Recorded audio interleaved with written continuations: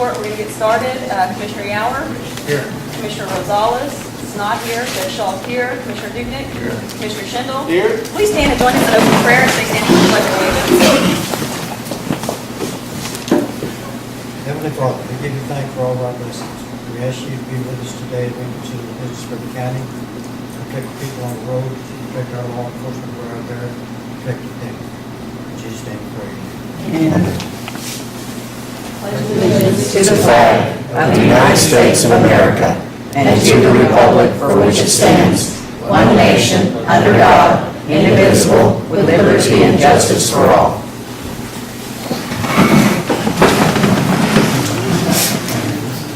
The next item on the agenda is citizens to be heard.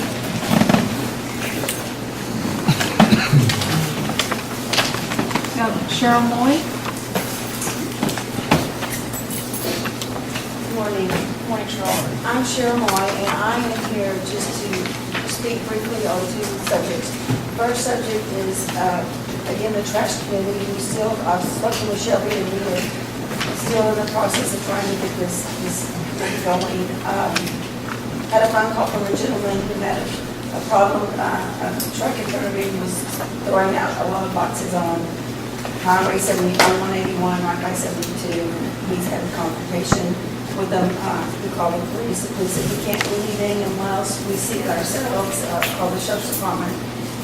The gentleman told me that his reply from the sheriff's department was that, in other words, we had other things to do besides focus on trash. However, there was a safety issue on the highway. Second thing is, on Friday, I will be going to Austin in protest of the saltwater injection well. We're just trying to come into the ETJ of the city limits and right on 181 at Supreme Vacuum.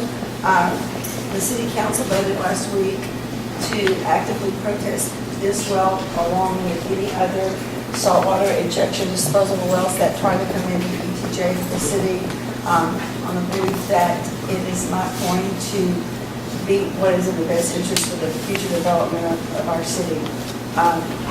Basically, that's all I have. I just wanted to kind of give you an update and appreciate any feedback that you might have towards trying to also help us get this trust committee going. Thank you. Thank you, Cheryl. Thank you. Betty Arter.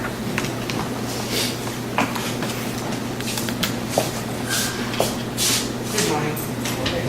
I'm here to address the commission again on the issue of tax abatement. As far as number 8 is concerned, that's under 381 government code, or actually economic development agreement. And it has tax abatement combined with it, but in different ways, not property tax abatement. Property tax abatement is required as the property for what we're looking at on Mr. Chance's item number 15 on the agenda. And it we can't address because we had no guidelines and criteria in effect. The last time we addressed that issue, our guidelines and criteria expired on February 12, 2012, and we haven't had any since then. So we have no ability to vote on or address the tax abatement for Mr. Chance. It's up to you, very misleading, inappropriate to put it on the agenda as an item to be considered when we can't address it. And I have given, I think probably everybody who has a copy, I mean, we can do guidelines and criteria that are very simplistic.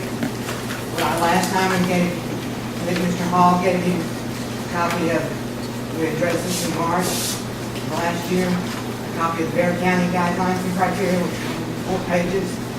And I have a copy of those again, which I will submit to the committee, to the commission. And a copy of the page that comes out of the 312 of the Texas Tax Code, which says that we cannot, we have to establish guidelines and criteria before we can even establish an enterprise zone or a reinvestment zone or do a tax abatement for property taxes. Thank you.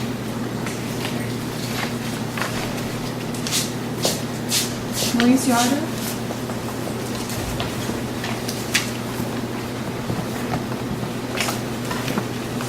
Good morning. I'm going to discuss items 12, 13, and 32. 12 and 13 is extending Mr. Holthauser's contract period of 1 calendar year in the amount of $12,000. This does not meet criteria of emergency. It was discussed at the last budget, not allowed. I think the most important thing is, number one, the legislature is not in session. We have Senator Zach Reed's office and Representative Kleinschmidt's office. Also, we have an expert within our own road and bridge department who has become quite the expert, and we should allow him to. But I think one of the things that's most important is we pay, if my memory serves me correctly, Mr. Holzhauser, I want to say $50,000. And I, to this day, have not heard a report of what he's done for us and what he can do for us in the future. I think that the items 12 and 13 are vague in why we are even considering hiring him and what is he going to do for us for a year for $12,000. On item 32, regarding mileage employee reimbursement for use of personal vehicles, I don't know, it doesn't say who that's for. I don't know if it's commissioners or who it's for, or other employees of the county. If it's for commissioners, we should already receive a $300 vehicle allowance, which was rolled into their salary, I want to say 4 or 5 years ago. Is that right, Luana? Several years ago, yes, and I believe it was $400 a month. $400 a month for fuel, and that was rolled into your salary. So if this is for the commissioner's court or any member of the commissioner's court, I would recommend that you not approve it because you're already receiving a mileage vehicle expense. Thank you.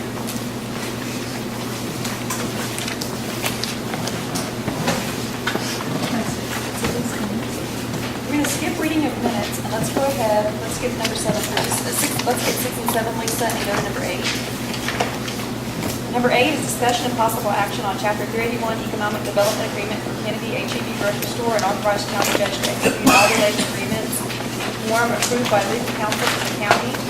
And we do have Corey Patton and Mary Ward from H-E-B here. You guys, Ms. Ward, you want to step up? Ward, where were you? I saw you. There you are. What this is this is for the new H-E-B that will be located in Kennedy on the Blake corner that we're kind of working on right now. I think we started working on this back in April of last year. Is that when we, April 4th? That's pretty close to being right. Yes, it's been going on for quite a while now. And I think the difference between the 381 is we do not need the abatement guidelines. This is a different criteria. Herb has been working on this with me, and so has Lauren Crawford. And Lauren Crawford is at a DNRB Navarro. Herb has been a lot of help, but his savvy of municipal law is not always as Herb's a great prosecutor. Herb, where are you? I'm not selling you down the river, but he's read this with me. We've gone over the 381 agreement. I don't think we've had any problems with it. What the agreement is we're not going to lose anything on what we're making now in taxes. We're just going to try to get this HEB into the community for our citizens. We won't be paying more until we kind of help pay off the store. And it looks like a maximum amount of $300,000 in here for the county. Is that correct, Mary? That's correct. And Kennedy 4B and Kennedy City Council are both looking at doing the same thing today. Kennedy 4B, I think our meeting starts at 4. City Correct. Council tonight, we start at 6. 6. 6. Both the Kennedy 4B Corporation and the City of Kennedy will consider action on similar agreements. The Kennedy 4B Corporation will consider a refund of sales taxes up to an amount of $150,000. The City of Kennedy will consider an agreement for a refund of a combination of sales taxes and property taxes for an amount up to $525,000. Both of those items are scheduled for action later today. Those dollar numbers are annual dollars. No, those are for a term of up to 10 years. 10 years. With a maximum of 10 years or until the amounts are reached, whichever comes first. So what's written in here, And I believe that's probably similar to what you have in this front is of a maximum of $300,000 for the county in a 10-year period. That's correct. So that's the maximum. So how does this work budget-wise? We collect property taxes from HEB and then we'll turn around and do a refund, or what, how's this working? The way I understood this is that taxes are paid and the county gives a refund. You have to put that in the budget every year to pay them up to that amount. So if they have assessed taxes of $300,000 in the first year, we refund that $300,000 and we're finished. That's right. That's correct. Can I get a copy of that, please? Once it's executed, you can. Thank you. And, Ms. Patton, the cities, who's drawing up the audit agreement, who drew it up? It has been drafted and revised through discussions between the city attorney and HEB representatives. It's gone through a series of review and revisions, and we have final drafts for consideration and action at meetings today. Was it on a city agenda to initiate this originally? I don't believe it's ever been on the Commissioners Court agenda to consider doing this. What it's been is, starting in April of last year, Mary Moore and Ben Scott started coming down. Ford, myself, Randy Garza, and Ken Riley sit down and met with HEB. We started negotiating terms, we started negotiating stuff. We had nothing to put on the agenda. There was nothing discussing HEB was nothing to put on the agenda that didn't happen. Now, what we're trying to do is we're trying to get the HEB started. And in order to get the HEB started, for the citizens to have a new store, we are here today. This is where it's come to today. Is that correct, Mary? That's correct. Is that correct, Ford? That is correct. Just as an aside, the county has paid Benton Navarro almost $400 already in legal fees working on this. Yes, we have. Herb and I have been on the phone with both Ross and Lauren Crawford to figure out how to do a 381 agreement, because a 381 agreement you just don't write. It's not something that your typical layperson runs out and writes. And Herb has looked at this, I have looked at this, we needed help drafting it. We had to ask somebody to draft it. So the proper procedure would be to ask the professionals that know exactly what a 381 agreement is to draft it. I think y'all did the same thing, did y'all not, Ford? Yes, cities have the same authority under Chapter 380 agreements. Counties, it's referred to as a 381 agreement.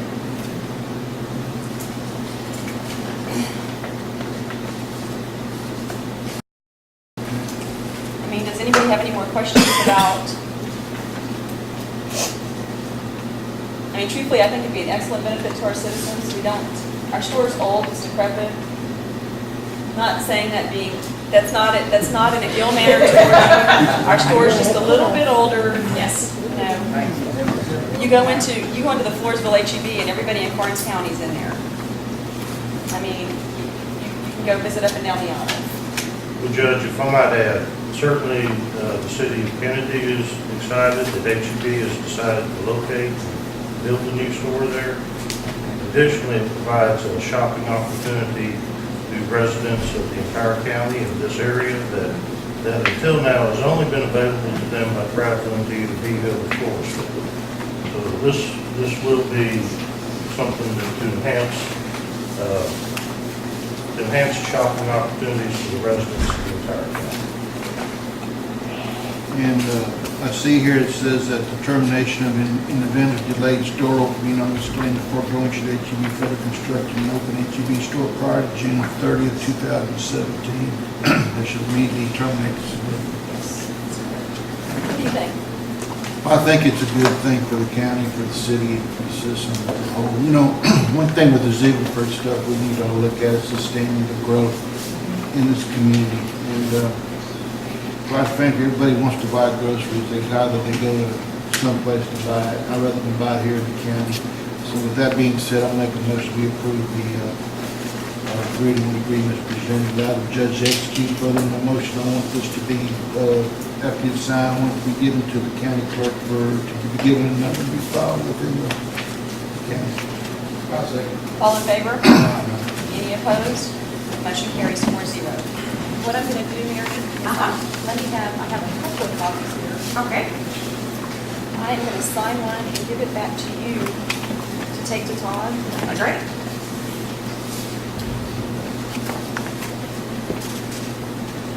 Boy, you can be around sometimes today or tomorrow. I I intend to be here all day today. I've got a lot of questions to ask you. And Not about this, about something else. intend to be in the office tomorrow, yes. I have a morning meeting, but other than that, I will be in the office.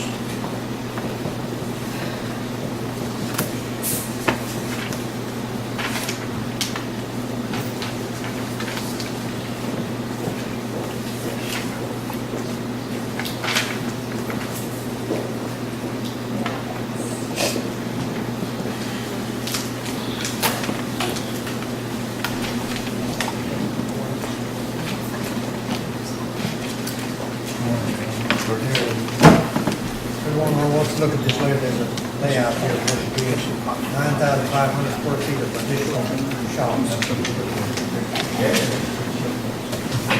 One, you can have my copy. Presentation or anything that tells us about how many square foot the opening days? I'll be glad to tell you, I just met with our construction folks yesterday. They are actually on the site clearing and grades. You see that there's some activities going on. We've got a lot of work to do before we can actually start the building. Our construction folks would like to start the building in February, and then they would, the store. Next month? Yeah, Yes, here, ma'am. yeah, oh yeah, we're working all along with it. Ford and I have a couple things to work out on a few items besides that are hopefully pending today and pending tonight city meetings, and actually being able to start working, going, I want to call it going work in February, and then open up midsummer. Midsummer? Yeah, we're pretty excited about it. And Judge Shaw and Mr. Patton were both very instrumental in helping us with our decision making and coming to campus. So we really appreciate everything that the judge has done, as well as all the help in the city communities providing us as well. So we're very pleased to be coming here. Mary, Ford, thank y'all for all the trips. Ford, thank you for everything. This has been it's been an uphill battle, but we got there. Thank you so much. You bet. Ford, I'll see you tonight.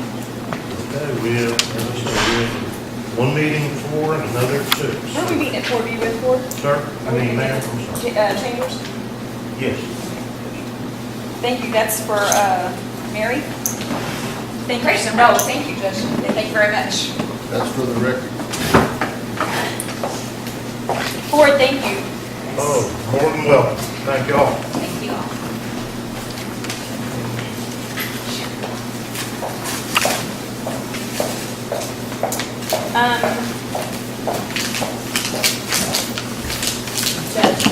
Can we move Jess? Yes, yes. Do you want Jess? Do you want to come? Let's see. Come on. Sure. Thank you, ma'am. Let me find you, Jess. It's like 31 or 32. I'll find you. Let's see. Number 31 is to discuss approve setting look-back period between January 1st, 2014 through December 31st, 2014 for health insurance benefits for part-time employees according to the Health Reform Act. Happy New Year to you, Jess.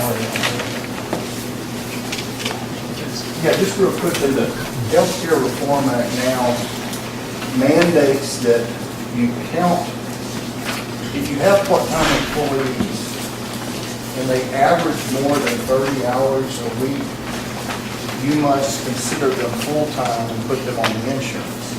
Now, they give us a little bit of leeway on how we measure that. It can be as little as 3 months or up to a full year. And I recommend that we choose the full year because of budgets and how, and that's up to y'all, of course, but you do have that liberty to do the full year before you count. And anyone that averages over 30 hours would be then considered full-time. And that's part of the new law that, and you start the measurement in 2014. So I would recommend that. It's up to discussion. You can go 3 months on, but a year is the most aggressive or the longest period you can look at. And in this packet, I just wanted to give you a copy of the law. What are you and Bob been talking about? Pardon me? What kind of window have you and Bob been talking about? The full year. Yes, we talked about Full it. year. Any conference that I've gone to, that they brought this subject up, they've had healthcare people, specialists up there, they highly recommend doing a year, just because you may, the time frame that you pick a shorter one for some strange reason, maybe you have an employee that's out, so you need your part-timer to come in to fill that position, and then you're stuck having to pay their medical insurance. Okay, or just for the record, so the public knows, what is defined look back? You need to, anyone that's working for you and is an employee, you look back at their hours worked, and if they have averaged more than 30 hours per week, then they are considered full-time. And you can look back up to a full year. And how many part-time employees do you think y'all have? Orange, the sheriff's department, maybe 10 altogether, 15 altogether. I'm trying to think how many dispatchers, part-time dispatchers do you have? We have 3. Yeah, and then like, I know Brenda's got one part-timer, elections office has a part-timer. You know, so Janitorial. Janitorial is considered Carol's part-timer. I think maybe only one person actually has 30 hours. And that might be the Brenda's employee, most of them are 38 or 39 hours a week already. And it doesn't matter, whatever you have to do to get it right. Right, right. But we just need, Commissioners Court needs to decide, and we recommend it, in all our conferences, they recommend the 12 months. What do you think, Jess, 12 months? Yes. Then I'm fine by 12 months, what do you want? We just need a motion. I make the motion to approve item 31, and thank you for the 12-month period. And then January 1st through December 31st of this year. Yes, ma'am. All in favor? Aye. Any opposed? Motion carries 4-0. Was there a Thank you, Jess. second? Thank God. Thank you for, Mr. Young, thank you for moving me. You're, not a problem. Bye-bye. Bye-bye.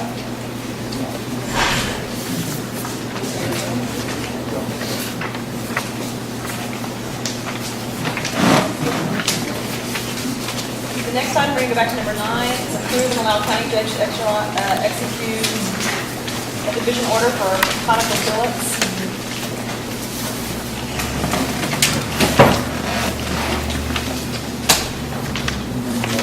Number 9. I make the motion without county judge to approve the ConocoPhillips division order. I second All in favor? Judge, I'd like to go make a motion on that thing too, is to reallow it to be filed within the county clerk's building. You know what, wait a second. There's the owner's copy, but there's not another copy. I'm just gonna, hold on here. Is it the standard division order?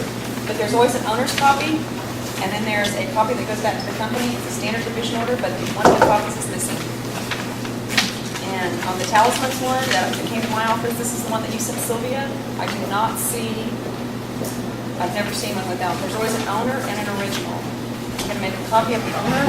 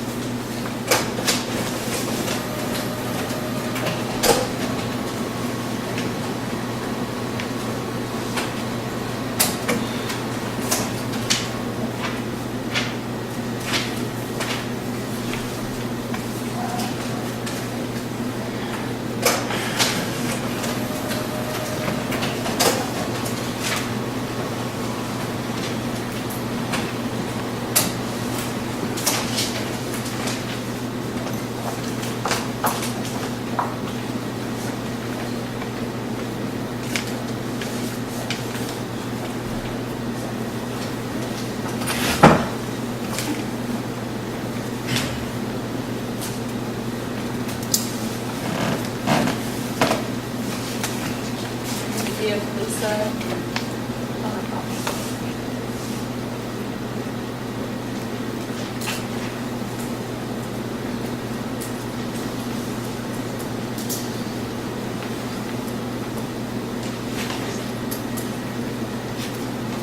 Luana, what's the taxpayer ID? 74-6001480. 6001480. Yes. Was there a vote to approve it? There was a motion and a second. All in favor? And I had another motion to make sure that they be filed with the county clerk. Did you ever get the all, did y'all ever say anything here? Y'all had it. Motion carries 4-0. Do I get a vote on my motion? Well, it's hard, it's motion carries 4-0, you included it in your motion. I mean, anytime we sign something, we hand it to them.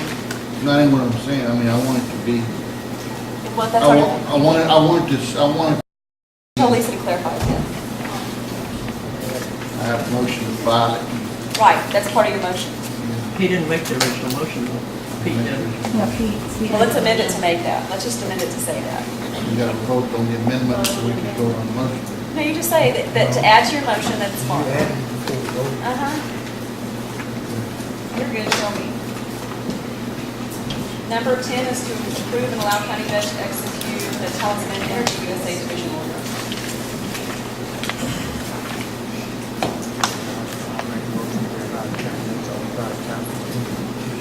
Division order, and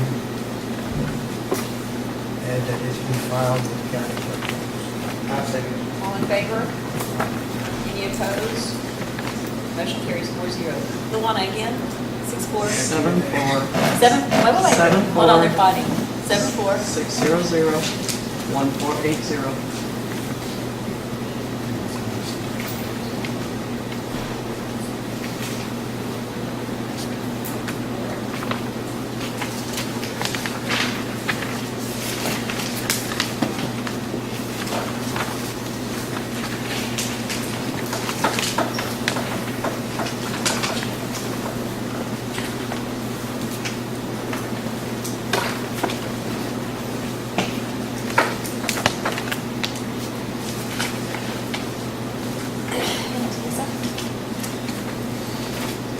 Number 10 is acknowledgement on record of bond proceedings for Bickerstaff and Delgado of the order.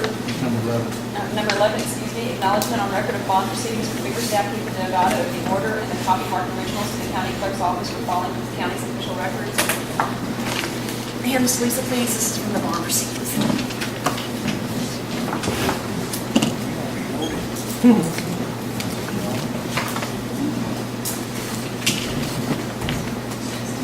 Number 12 is discuss, approve, disapprove extending Steve Holzhauer's contract for a period of 1 calendar year. I'll tell you what that is. So you'll go, I put some emails in your file. And I might have y'all's copies if y'all didn't get them. What we've been doing here. Shelby said I gave him numerous copies. I got like 10 of them. Well, that's the good, because now you have to get it. What this is legislation's not in session, but that doesn't mean Austin shuts down for 2 years. What it means is we're still working on stuff. And Judge Fowler and I, when we went up there and we initially started working on Senate Bill 1747, we hired Steve Holzhauer to help us. And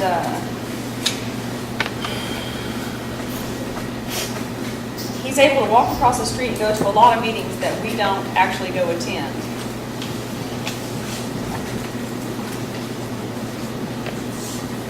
And it's because they meet a lot. They don't, I've never heard of Austin shutting down. But Judge Fowler and myself and 3 other judges, we were all in it together. What we've looked now is Steve Holzhauer is probably one of our most active lobbyists.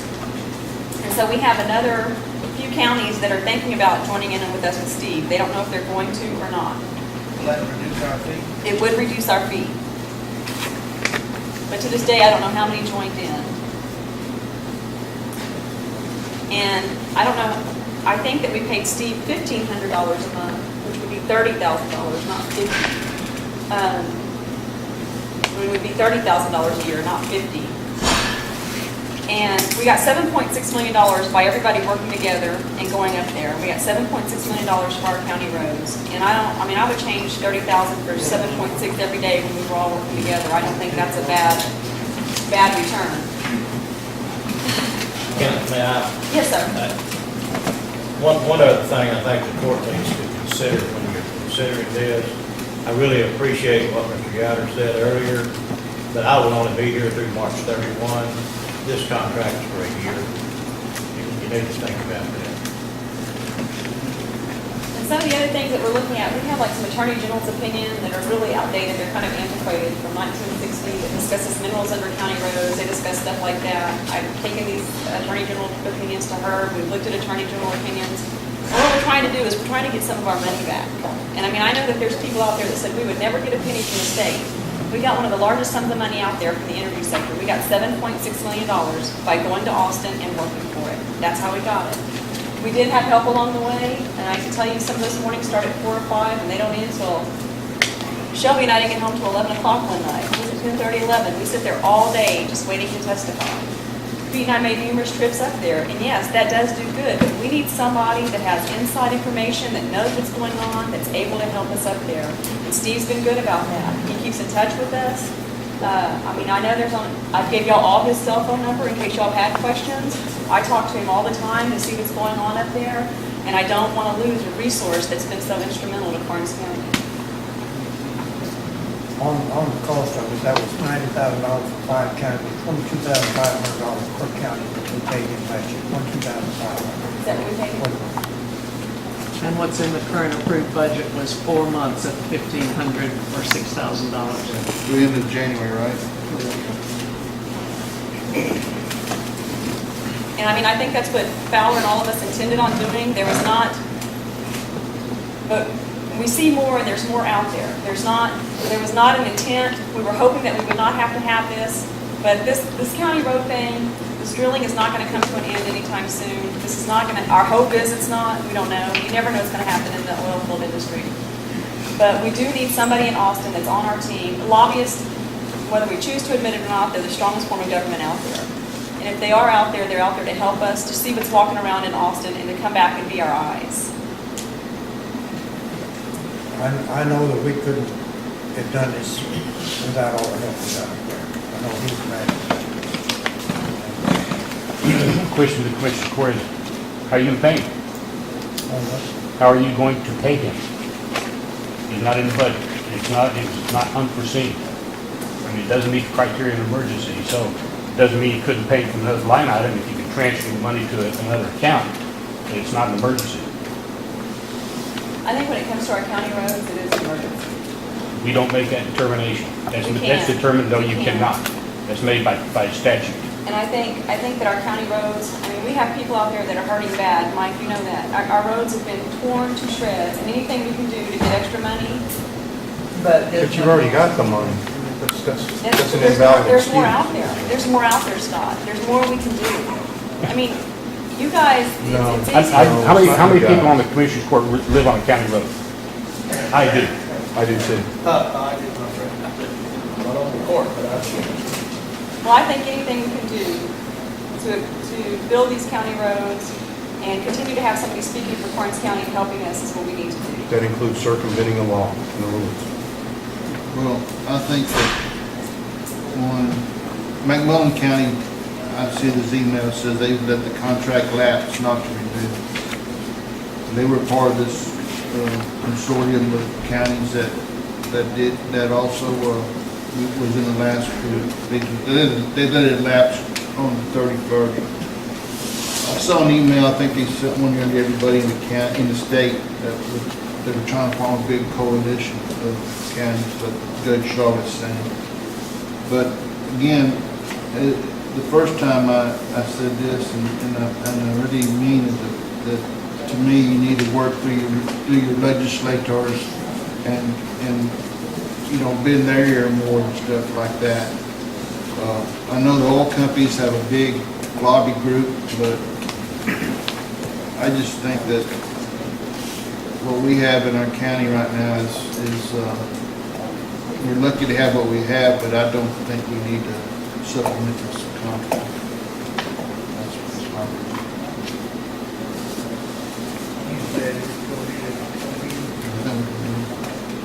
I'm sure if it's comes to a point we need them, we can get them at a different time if we need them. Why didn't we put that in the budget? I wanted to, and I asked back then, but everybody thought that there was not more to get. There's this idea that Austin shuts down for 2 years. They don't.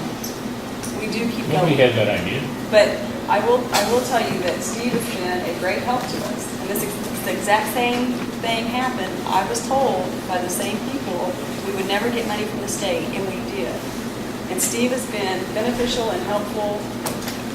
And I mean, we need a voice in Austin. That's how Austin works. You need to have a voice there to get what we need. We have two voices. Don't we have Mr. Allison? He represents TAC. He can't go, do you know what I'm saying? Like, we didn't sign the $5,000 agreement. We did that ourselves. Ronnie did that, and Naismith Engineering did that. But there's more out there. There's attorney general opinions and stuff, like I tell you, that we're working on. We're trying to get more money. And we have to go up there and represent. We need representation for Karnes County. If there's not anybody up there, I know it says you work through your legislators and your senators, but when you get to these boards, like the Energy Sector Board, it's not necessary our senators and our legislators that are on it. Different senators and different legislators comprise different boards. So, you know, a lot of times, I mean, for example, when we were up there talking about injection wells, and Cheryl was up there, and we were talking to some of our senators and some of our representatives. Now, Zapparini is our senator, and she was on there, but some of our representatives, they weren't on those energy sector boards, so they didn't have a vote on that. Just because it's your senator or your representative, they don't have a vote on every board. There's certain people that are comprised of these boards, and that's how that's done. It's not done in a manner in which, oh, I can call my senator. Your legislature and your senator on your side, that's true. But if they're not on your board, that doesn't help you. So we need people to go speak to those boards and go do all that. And they have a duty and obligation to speak on our behalf and the other counties and so forth that they represent. I mean, Klein Smith and Zapparini. Like, for instance, we can't wait until we need this person and then it'd be an We're still emergency. working on it though, that's what I'm telling you. He's still working with us, helping us. Then we can amend the budget. Well, he's still right working now. with us to help with the attorney general opinions. I just want to. What do you think, Pete? Well, I know what job he did for us. The meeting I went to up there, Tracy asked him, Jim Allison. Jim Allison was at some of the committee meetings. He wasn't at all. He's not able to make all. He has a lot of things to do. Of course, Steve Holweiser wasn't at these same meetings when we initially went. He was at all the latter ones at the yard. But, or his son, or whatever, is representing. But I feel like we do need representation up there because we can't cover. There's no way that we can go from here and there. I know Allison and Bass, that our law firm has championed Texas County roads for a while. They've been the lead player in doing that, and they continue to fight for county roads. But again, you know, we set the budget, and I looked, I've said this before, we looked at doing this for the first to January of this year. Otherwise, we should have gone and do the rest of it. So I'm not going to, I'll tell you right now, I can't. I don't want to have to amend the budget. We should put that Well, but then our citizens suffer, our county roads suffer.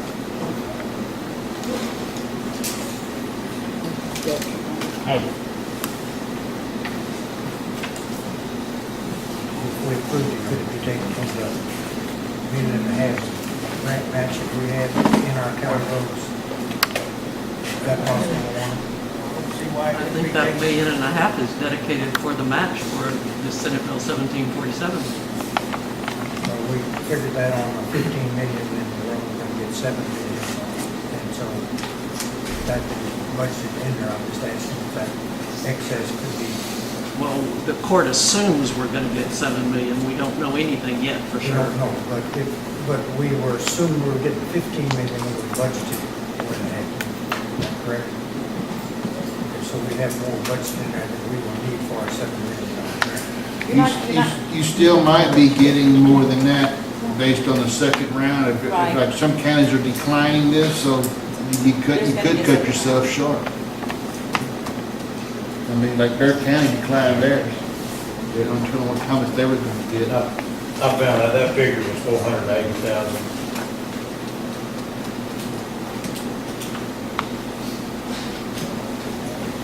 The one that we pay the fee out of the permit fee, there's plenty of money in there, I know that for a fact.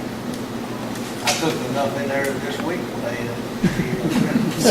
But there's not a line item currently budgeted out of Road and Bridge for legislative liaison. Could we not take The it to the? budget is in the what's- general fund. What do we have, what we had budgeted for Steve, could we not move any from the permanent fund in there to pay him? It's a different fund. That would require amending the budget, moving it from fund to fund.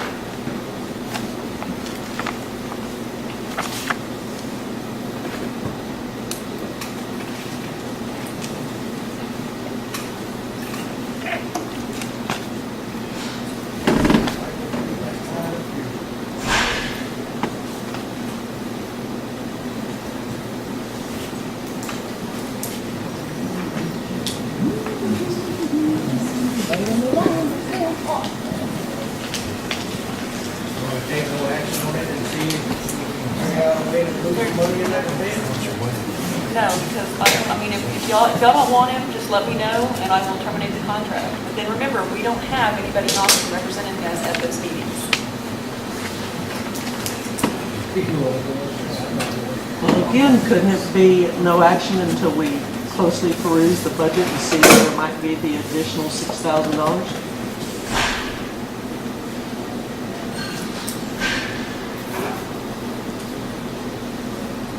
Does that have to be done today? Well, see, we're running out of time, so we haven't, well, hold on, I can't answer your question if you keep talking.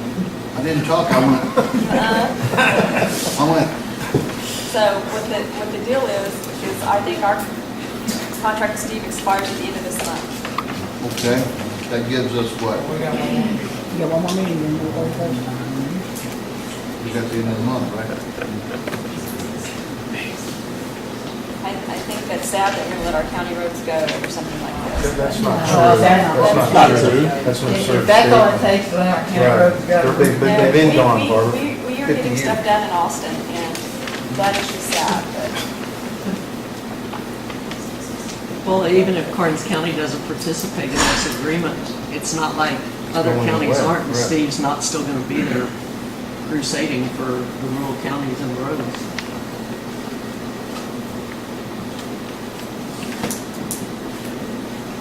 Did DeWitt do this yet? Yes, they did.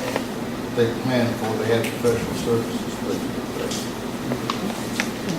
They had a total professional services budget that they took this out of, yeah. They budget that with their attorneys and everything else.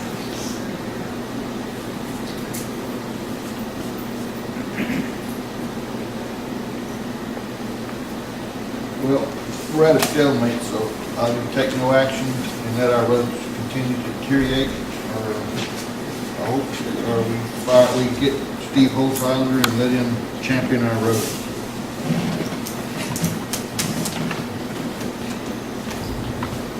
Is there not some money in there for him? Is there not, Till the end of the month. and then it's gone? Right. At the end of the month. Could you have Steve come in here and talk to citizens and what he does in Austin? That's a good idea. It would be a great idea, Walter, if he wasn't up there, like, working for everybody every day. That's what he does. I mean, we hardly, the legislators, they came down here. Did you remember when they came down here? And they came down here and looked at the county roads and stuff. They do show up, and Steve is extremely active. I mean, but You asked him to come down? no, Austin doesn't shut down no line. Well, nobody ever mentioned, said. Orange County doesn't shut shut down. I mean, we Simply all ask say, him we're all to come right. in and give and tell us what he I mean- does and what he has done for the county. Make him earn his pay by proving what He he has has done. definitely earned his pay. $7.6 million later, we've earned his pay. That's in other counties. And I hear, you keep telling us how much he's done for us, but I can't say Nobody's that. seen that. And it's not opposed, we're not opposed to him. Bill 1747 got passed. Not because of Not him. because of Not him. because Right. of him.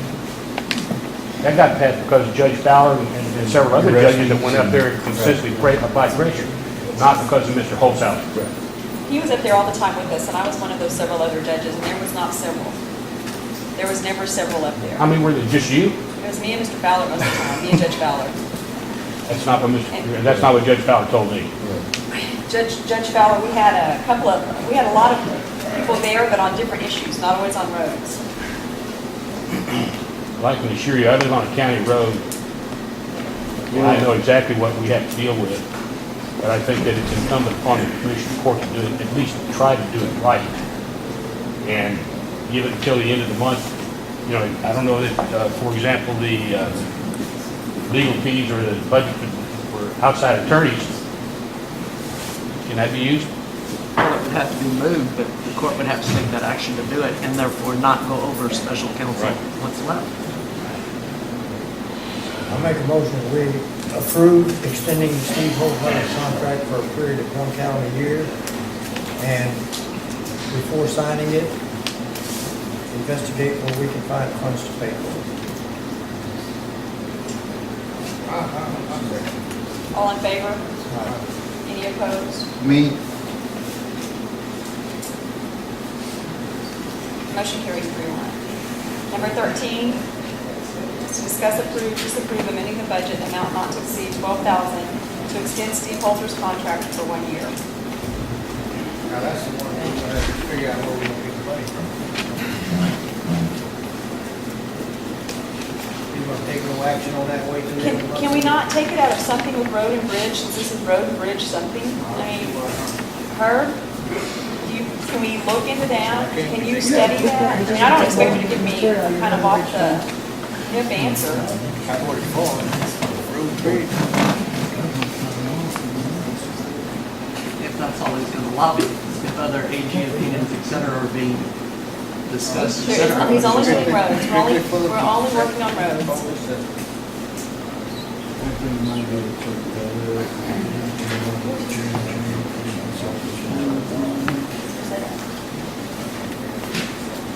So we have $100,000 for Yes. Jason engineering consulting fees. That was earmarked for next month. I don't know, if he doesn't use all that, I don't think it'd be a conflict. I don't think it'd be a conflict either, but we don't want to I shortchange understand. Naismith either. I do, understand. But Well, we don't need our engineer if we don't have any money coming out of state bill 1747. Well, we they've don't already know. hit 7 million. We don't know. I mean, right now, the assumption is we're gonna get $7.5 million, but we haven't received anything yet. Zero. Get out of the state. I do. So do you think, is that what you're saying, Shelby, to put it on the next agenda to take it out of consultant fees? well, I would, if that's where you want to do it. I mean, That point out road and bridge, I'm just saying that's, if you look, if you want, somebody's saying road and bridge, that's about the most logical piece right there. that probably is the only line item that it would be a legitimate expenditure from. But the slash, it says Naismith Engineering / consultant. But I don't know if you would consider him a consultant. Well, that's what he is, lobbyist consultant. Because I don't think $12,000 out of that fee's gonna hurt it. You don't think, Mike? Well, and it wouldn't be the full 12, it'd just be 6, because we already have 6,000. Yeah, so see, it's not gonna hurt enough. It's consulting, I mean. So what did you say, Mike? Take it out of consultant next fees? year's consultant. And then Put on next the year we next can time. put it in the budget. Okay. Number 14 is to discuss, approve, disapprove, allowing Karnes Did to you be. make a motion? The motions. We said there was no action on number 13, and we were going to put it back on the agenda. Number 14 is to discuss, approve, disapprove, allowing Karnes County EMS Director Dennis Kelly to utilize expenses from rotational filling staff to paramedic EMTs for the benefit and safety of Karnes County citizens. This will not require a budget amendment. Dennis? Basically, the way this was set up before I got here, and I actually tried to make it work, was, in case, for those that don't know, we have one full-time crew that's county employees that get paid hourly wage. Then we have, on the other side, volunteers that come in and fill where they can. it's become a problem. It became very evident around holidays, because these employees, excuse me, these volunteer type employees they don't really have a connection to us, or I guess, there's no honor to it. And that's not saying it didn't come with some other problems. One thing is I hired probably 2/3 of the volunteers that the county did have that live in the county, at least half. And it's just become evident right now that we can do it better and we can do it more efficiently by hiring another full-time crew to up us to 4 full-time crews. Basically do away with the volunteer system that we have. I'm not saying we're gonna get rid of the volunteers because we keep just getting busier and busier and busier. We averaged 3.5 transports per day last year. That's not counting the fire standbys, the calls, the refusals. That's just transfers, transports, and there's no indication that we're gonna get any slower than what we're doing right now. So basically what I wanna do is, the way my budget was originally set up, it kind of line itemed everybody from paramedics to basics and intermediates. And then it has one line item that's just straight for our volunteer rotational staff. And I just need to be able to clump all that together so that I can make changes on the fly and not have to wait, a month, 2 weeks or so for a commissioners court meeting to be able to do that. Does that make sense? No. Sometimes I rattle on. So you're talking about taking the rotational money and putting on another, paramedic in the EMT? Yes. Or EMT intermediate? We basically have 3 shifts now, A, B, and C. But you'd have This another- would be A, B, C, and D. But you'd have another medic and another? Yes, another medic and another. What's your cost gonna be? The cost for and I always figured at a paramedic and an intermediate, whether it's an intermediate or a basic, your total for paramedics 47, your basics 43.20. I don't know why I'm standing here. I had made these for y'all. I'm sorry. My apologies. You should have enough in your rotational. I have, actually, by doing it this way and having, those guys will basically work 48 hours on, 48 hours off. Their first shift, they'd be the primary crew. Their second shift, they'd be the backup crew. Would still get paid exactly the way it gets paid right now with the full-time hourly employees. And I've got it averaged up here at, 3 calls per shift, an hour and a half per shift. Which is, everything I did a little more than what is actual. An hour and a half per shift is a little long, probably closer to an hour per shift. I have the Patriots wrote down. My total payroll budget, this is every line item I had for this year, comes out to $554,580. By changing over and doing it this way, I figured the savings to my payroll, as it's written right here, would be somewhere in the vicinity of $86,000. And although this wouldn't require a budget amendment to add more monies, That's- it requires a budget amendment to Just to combine. combine it. Just to combine it. And I'm not saying that, woo-hoo, we've got $86,000 we can run out and spend, because we're gonna need that as backup. Say we do average 6 calls a day or 7 calls a day, because, that could happen. But As you explained, one thing is that the call rates are going up because, one, the private ambulance services are not, They're not here. they're not here. They're not, EMS has lately been having to take care of more nursing home calls, and it's Yes. picking back up. There's a private company here, I saw one. Well, they're here, but they're gone, they're here, they're gone. I just see them on the road, Yeah. like, And they're in and out, they come in, say they're gonna be here, and you never see them again. The hospital's facing the same crisis. They're in a dilemma right now where they can't get people transferred out. So that's part of it. And those numbers that I gave on that, 3.5 calls, and, that's figuring where Karnes County EMS only did 54 calls in the month of June. And I could not tell you, because at that point in time, Texas Regional was doing a lot of the calls for the county because of not being a county, not being able to staff calls back then at the time. I mean, it's your budget, I don't see why you can't move it. Well, Yeah, it's already in. It's there. line item to line Again, item. it's not adding money, but it just has to be I'll a make- line item amendment, I'll make a combining motion it. to approve item 14 as written. I second. All in favor? Aye. Any opposed? Motion carries 4-0. Thank you, Thank Dennis. you.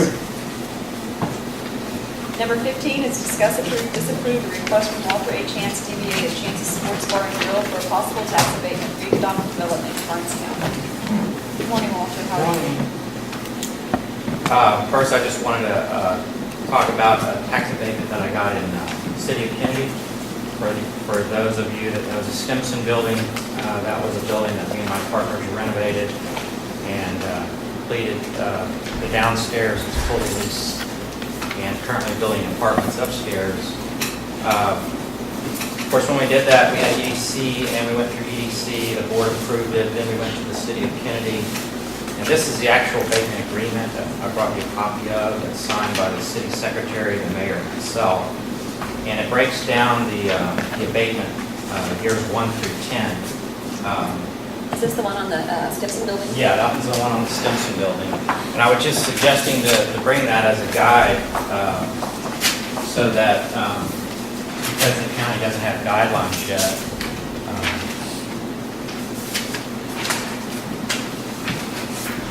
what it is I bought the old Armadillo Club.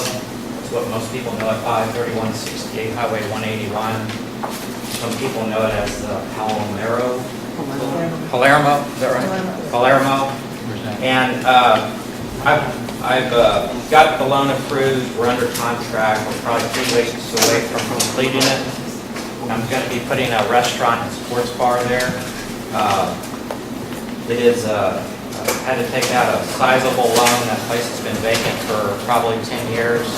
They did have a small oil company there leasing part of it. But basically it needs to be gutted, renovated, repaved, new signage. So with this sizable loan and with the fact that it's basically going to be me and my immediate family running the restaurant and sports bar, in order to make this viable, we need some kind of relief on the tax. For example, on the Stimson building, we got the tax abatement. When complete, we just got an appraisal in at $1.7 million.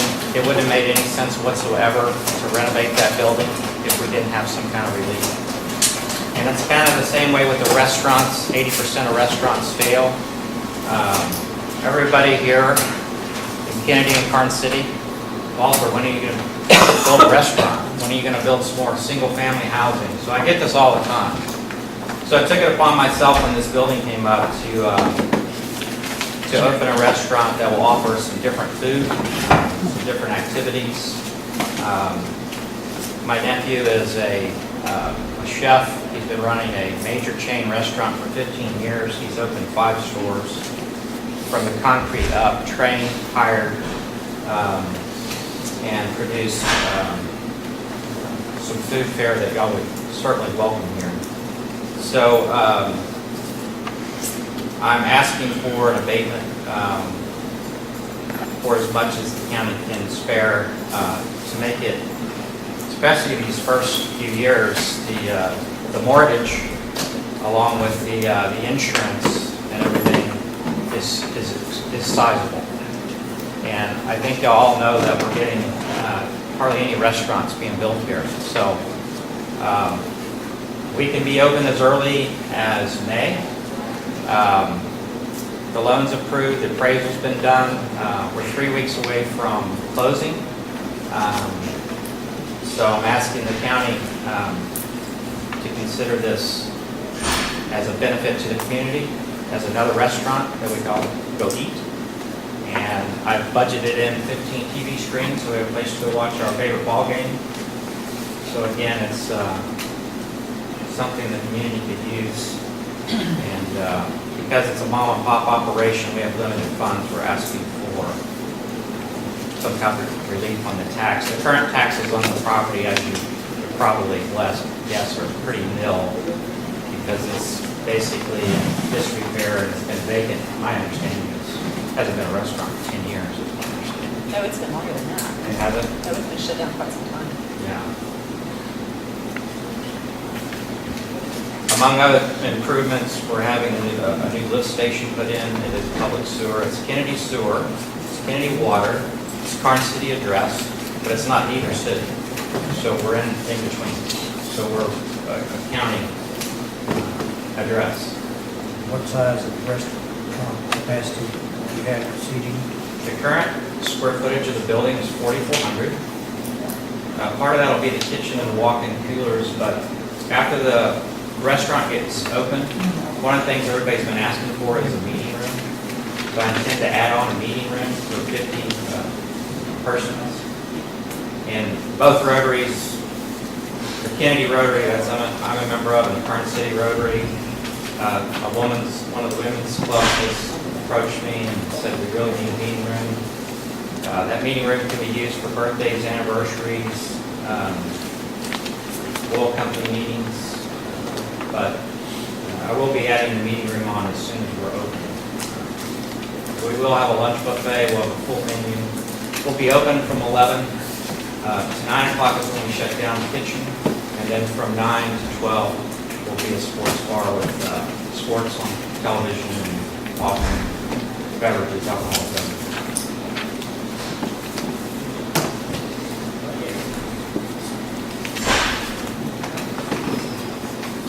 We need restaurants. We need restaurants, and this is bringing back to life a restaurant that some people have told me they really like, and we're sorry to see shut down. My understanding it was an Italian restaurant, and then there was, back in those days, you had to get a special permit, and then there was a club that you had to join in order to get an alcoholic beverage. I've been to the TABC 3 times now. I've applied for the permit. There's been a poster on the front door now for 2 months. There's been a notice in the newspaper of Karnes Countywide for 2 weeks. I've complied with all TABC. I've talked to the health department. Everything that's supposed to be done in accordance with the laws of the state of Texas will be made. How does that work now if you're going to sell alcohol at that facility or mixed beverages? Does that still have to be a members club? No, How not would that? anymore. No. That went away, basically, that went away, I'm not sure how many legislatures ago, but if you're a wet county, you don't have to do that. If you're still a dry county, and I think there's still some dry counties left, you still have to do the membership club. And it's kind of, they found a loophole in it, is it's a separate permit, it's a different permit, it's called a club permit, club mixed beverage permit. And basically what you do is you make someone pay $1, they join the club, they sign a card, and then they can have as many beverages as they want for a year. It has to be renewed every year. Mine is a food and mixed beverage permit, and it's for 2 years. And I just had to guess at it, but I guessed it's 60% food and 40% beverage, because I really don't know what we're going to do. But whenever you see the 51% type permits, that's an all beverage permit. That's with no food. So this is actually a different type of permit. It's called a mixed beverage and food permit. We've been serving. I really want to push the restaurant side and have families there, and then at night have food and fellowship for a lot of these guys that are living in RVs and motel rooms, have a place to go and watch their favorite game and have a beverage. Our hours will be 11 to 12, except for Saturday and Sunday till 1. I didn't ask for this. You can actually get an extended permit to 2 a.m., which I did not get or apply for rather.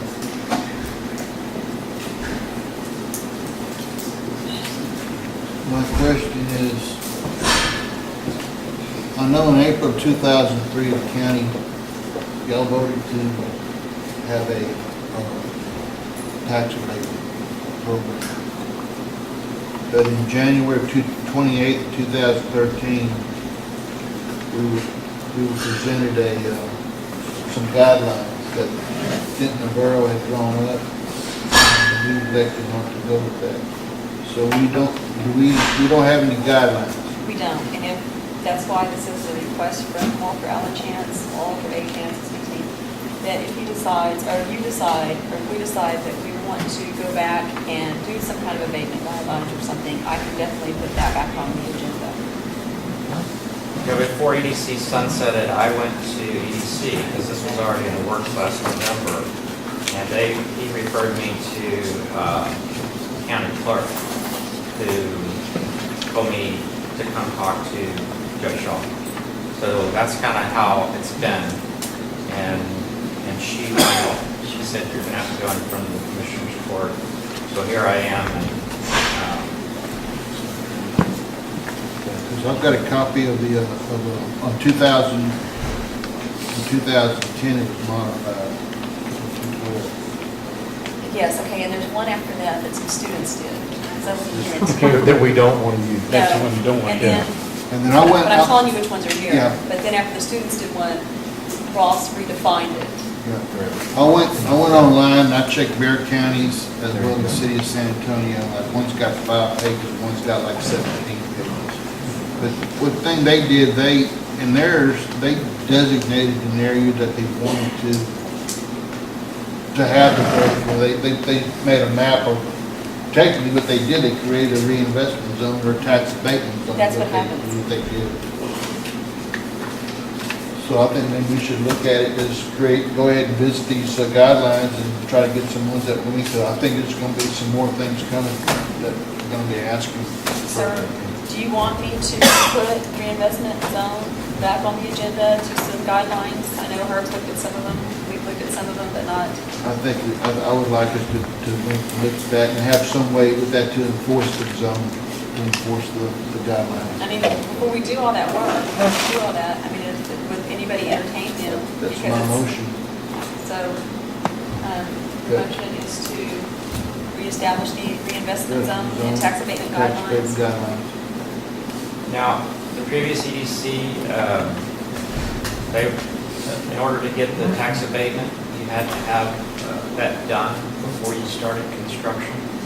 And I'm probably 3 weeks away from breaking ground. So, is this something that will be decided how soon, so that I can? I can have it on the agenda. Would that be soon enough for you? Yes. Herb, do you think we could get this done by the end of the month? The reinvestment zone and the abatement criteria guideline? I've looked at them and I've got several good ideas. Shelby's got some good ideas. I mean, Scott gave us one, and there's several that are really good ideas. oh, stop off. Well, I didn't know who he was talking about. That's the one with the mustache and the sunglasses. Well, I was thinking of a county employee, I'm like, who's that? We can, at the end of the month, we can have something, if we adopt them, that would be there. But I can go ahead and move forward and not lose Anytime, my opportunity. to get- remember though, anytime you start breaking ground and that you start the actual building process, you're no longer eligible for an abatement. You can play with the ground, you can put it, once you start the actual building process. So that's why I'm asking if there's any way that the abatement could be decided on at the next commission. Yes, that's what, I mean, I think we can, that's what I'm asking her back there. We have a motion. Yes, that was, what was your motion to reestablish reinvestment and, That's not what's on the agenda. You know what, then you just take no action, we'll just put it back on the agenda. How's that, Shelby? No action here. We'll go to the next That's one. questions. Thank you. Thank you. Hey, Walter? Yes. Come back and talk to Herb and I. I have your cell phone number, okay? Okay. When? Herb and I'll start working on that this afternoon. Okay. Thank you. Number 16 is discuss, approve, disapprove, authorizing Herb Hancock, county attorney, to advertise for bids on an oil and gas and mineral lease in the local newspaper on the following county property. Lot 9, Block 73, with 0.096 acres, town site of Karnes City, Karnes County, Texas, and Lot 5 and 6, Block 203, with .0264 acres, town site of Karnes City, Karnes County, Texas. Advertised will be in the paper for 3 weeks and have the date bids or due date bids of opening. Mr. Hancock? Your Honor, the date for the deadline is February the 7th, and the warning is February the 11th. That means for the court. The 11th Commissioners Court, Herb? I think so. I'll make a motion to approve item 16. Herb, will you provide me your timeline? Same thing. Thank you. All in favor? Aye. Any opposed? Motion carries 4-0. Number 17 is discuss, approve, disapprove a contract with Pritchard and Abbott for new collection software for the tax office and allow Kent County Judge to execute this in the 2013-2014 budget. Come on up, Brenda. All we have to do is execute it, Brenda. Is that all we're doing today? Yeah, I Already just have it wanted done? to explain a little bit. Herb looked over this, and he had to chat a little bit over what there were a few changes going to be made, and is okay with it. On the back, you'll see, we have to contract with Tyler Technologies, which is our current software provider. We had a contract with them through the month of June, so that was like $7,300. And Pritchard and Abbott has taken $7,600, I believe, off the contract to make up for that, because we're not going to get with them until March, so there's no increased cost, it's actually a little bit of a decrease. So I just need for you to sign, I need you to sign. You're going to sign here and I'll sign. I just need a motion to execute, guys. I'll make a motion, we allow number 17 to present and judge to execute the contract, and that will also be filed with the county clerk. I'll second.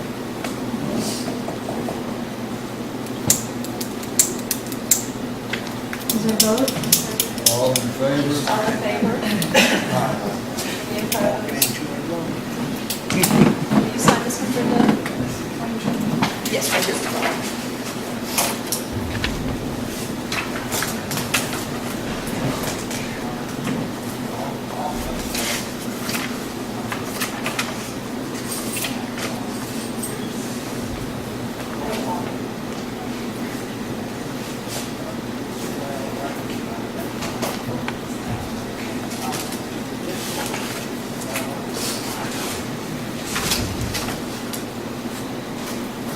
For the record.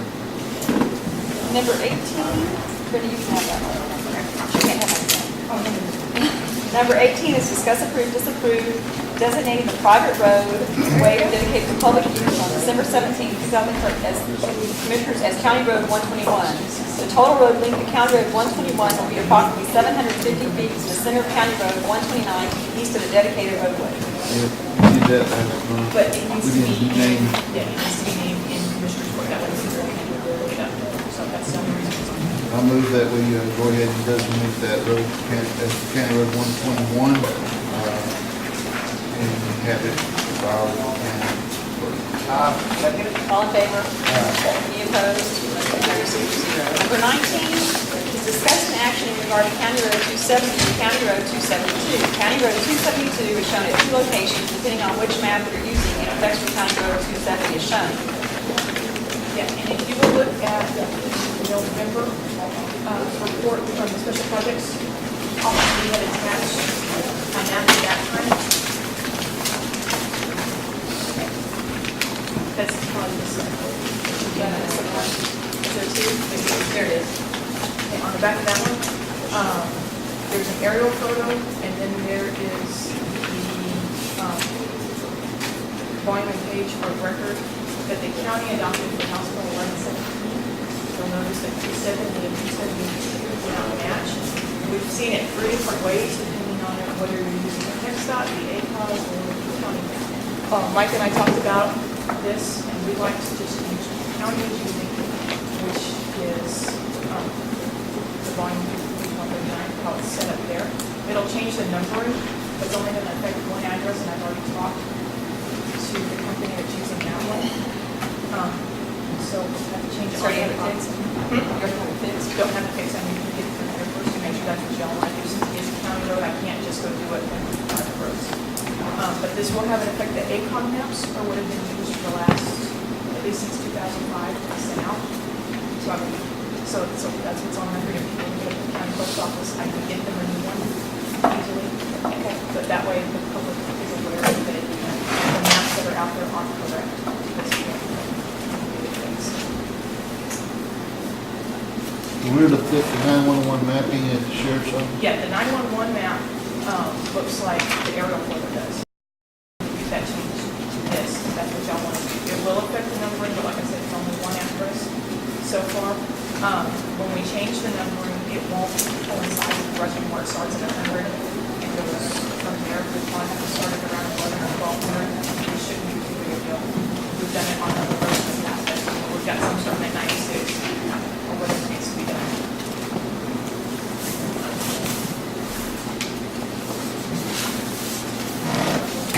So the action is going to be to use the map on volume 50, page 139. Of the Commissioner's Report. Just amend the motion, guys, so that it's going to say that, to clarify hers. I mean, it's going to be the same thing, and that would be fine. I make the motion, we approve number 19 as written, and with the amendment that it Volume 50, page 139, that reflects volume 50, page 139. Second. All in favor? Any opposed? Motion carries 4-0. How did we get this one in there? I guess I just put y'all all together. Report of fines, fees, and money collected by special projects during November and December 2013. Those are the same two. Yep, same two. So November, Helen collected a total of $3,950 for development permits, and then $950 was the county portion on septic permits. December, we had a total of $1,953 in development permits. County portion of septic permits was $1,530, and she did a year-end total. Total development permits for the county, 737 for the year, which a total collected was $23,928. For septic permits, we had a total of 139, for a total of $59,100 collected, $34,900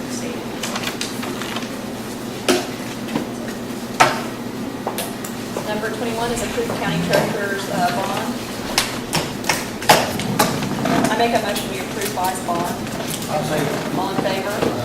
Any opposed? Motion carries 4-0. Number 22 is acknowledgement of utilizing Right Express fleet cards for Karnes County Sheriff's Department, EMS, and 911 special projects. Is that just the fleet cards we agreed to order, or? Yes, that is the company that will give us the best discount. You'll notice I have provided information. I don't know if Barbara made copies for each of y'all, but we'll get 1% off all retail transactions. The tax exemption will apply at the time of billing and reporting. We'll have online access to the account, which will help with card management. Cards will be specialized to the individual it's issued to with a PIN number. There'll be fuel site mapping available.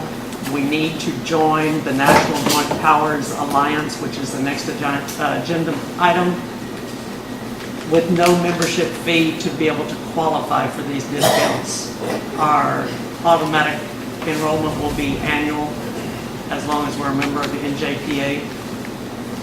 And then also you were provided with a copy of the various locations that accepts the Right Express fleet cards. Got a little discussion on this. You know, one of the things we've been having is problems for EMS is that because of our billing cycle, if I can talk about it now, I'm going to. It's got about the billing cycle, you know, how it hits sometimes, and a lot of us have done in the past, we've used our own credit card to put fuel in the ambulance. I've talked with Mike Wozniak, and there's a chance we can get a tank sitting behind the EMS building that holds, what, 1,000 gallons? And we can get the, and EMS be able to fill up there, have their own pump, we can wire it in, where you calculate, and it'll give the gallons and you show better accountability. To be a tank for EMS strictly and another tank for road and bridge. EMS's tank will not cost the county anything. It's a service provided by the vendor. However, the first time to fill that tank, if you decide to go, would be $3,366. It's just some information for y'all to think about. But I think that in the long term, I think eventually that tank might be a cheaper,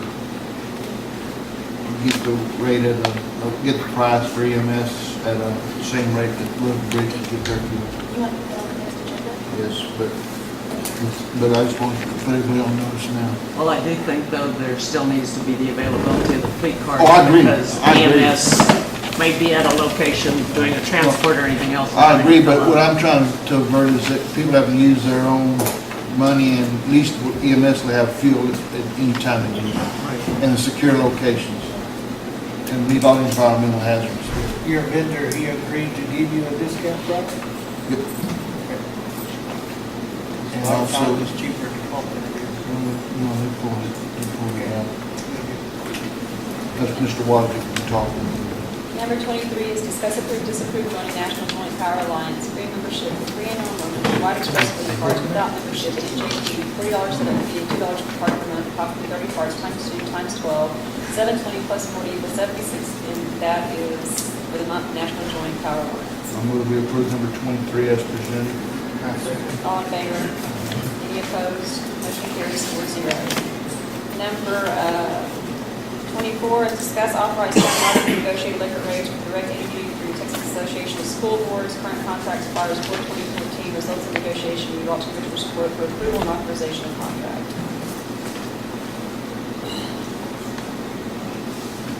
In the past, I've always done the negotiation and brought the rates back to the court for approval. I'll make a motion to authorize item 24 is written. All in favor? Any opposed? Motion carries 4-0. Number 25, discuss whether to authorize county auditor to sign letter of engagement with APIPA CPAs for fiscal year 15 The auditors arrived yesterday to begin our fiscal year 2013 audit.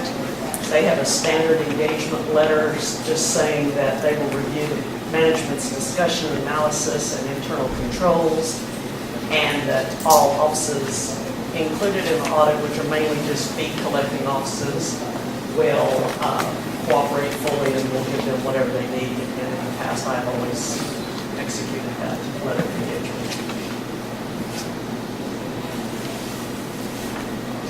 I'm going to approve number 25 represented. Hey, this is a question.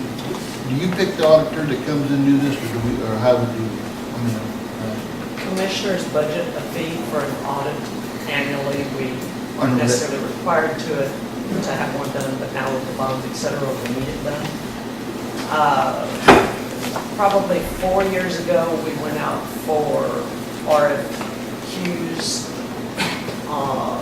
and I think we had 2 respondents, buyers, and at that point in time, it was Thompson, Williams, Beecher, Castor and Young. They have since been acquired by AFB. That's what it was. You don't have a lot of public accounting firms that will do governmental audits anymore. Yeah, I approve number 20. Absolutely approve number 25 as presented with my motion. Second. All in favor? Aye. Any opposed? Motion carries 4-0. Number 26 is presentation of October, November, December 2013 audit reports.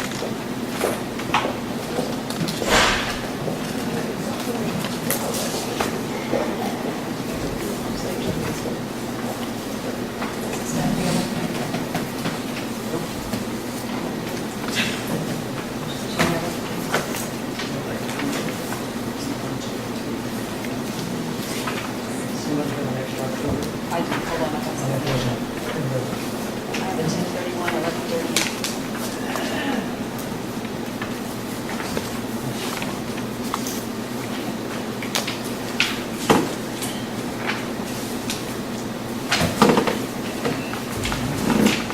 These are the auditor's reports for the month ended October 31st, November 30th, and December 31st.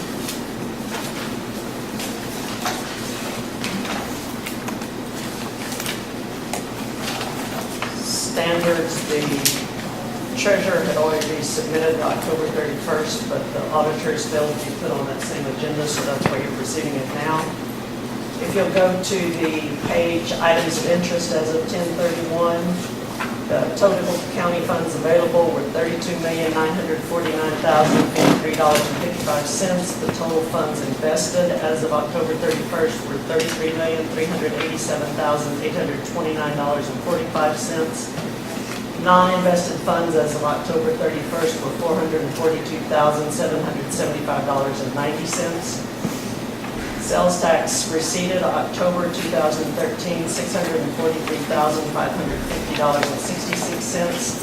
Sales tax receipted October 2012, $900,531.55. You'll notice that's a reduction of approximately 28.5%. Decrease amount of dollars received was $256,980.89. I also have a note on there which will carry forward on all three reports that I will include when I give you December's, just for brevity. October 30th report, you go to the items of interest. Total county funds available October 30th, 2013, $33,616,478.43.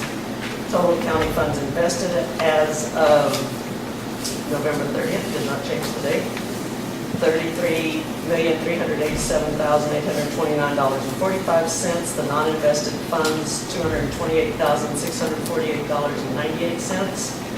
Sales tax for November 2013, $683,599.53. For November 2012, it was $947,858.80, for approximate reduction of 27.8%, a dollar decrease of $264,259.27. And December 31st report.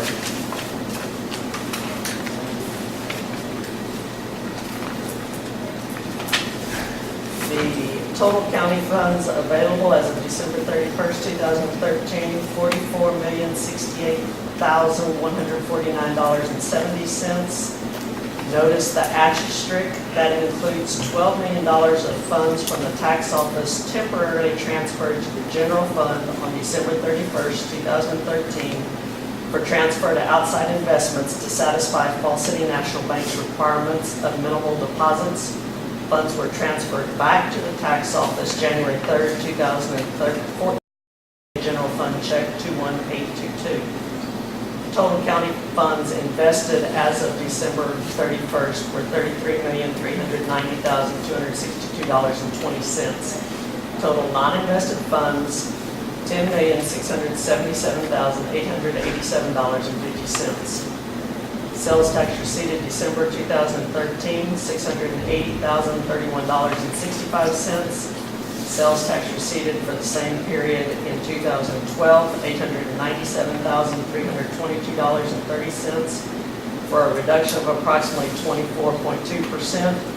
Dollar equivalent is $217,290.65. The hot check reimbursement to the county from the overage of hours for the wages as well as the fringe for fiscal year 2013 has not been received. I notified Mr. Hancock of the impending overage on 6/24. I again notified him via memo on 8/5, 9/11, and 10/10 that the line item and associated fringe were overspent in prior years. The hot check fund has reimbursed the county for these overages. Mr. Hancock told me in late October that there were not sufficient funds to do such reimbursement at that time. And to date, the county has not been reimbursed to the dollar amount of $2,351.25. I did email her again on January 7th, but I haven't had a response on that reimbursement. And the mileage reimbursement for county-related travel based on IRS guidelines will now be at 56 cents per mile rather than 56 and a half. And that became effective with any travel January 1st, 2014 and later.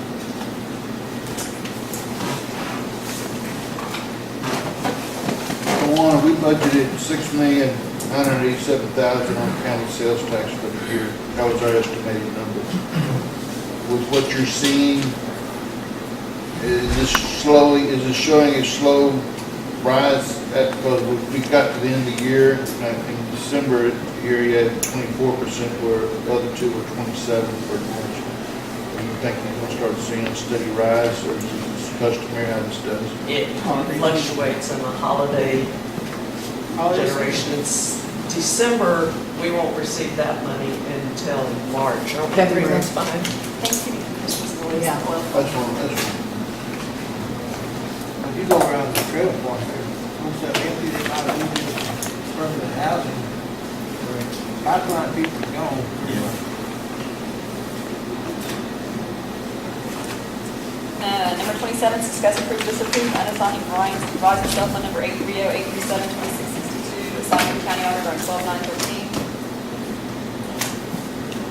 The court elected on December 9th to assign one of the Verizon cell phones from the sheriff's department to the auditor. I went back and looked to be sure that all phones that were budgeted to be assigned to outside entities from that contract were done. There was 4 assigned to DPS as budgeted, but the one for the 911 addressing and special projects had not been delivered to them. So I am requesting to follow the budget that the court unassign that phone from the county auditor.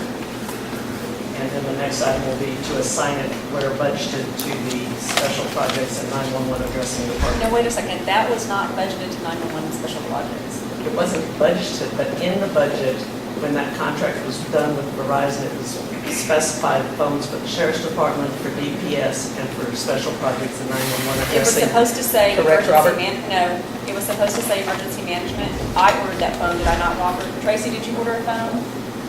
I went and talked to the sheriff, I went and talked to Chief Ebram, and I went and talked to Sergeant Cantu. I ordered that phone.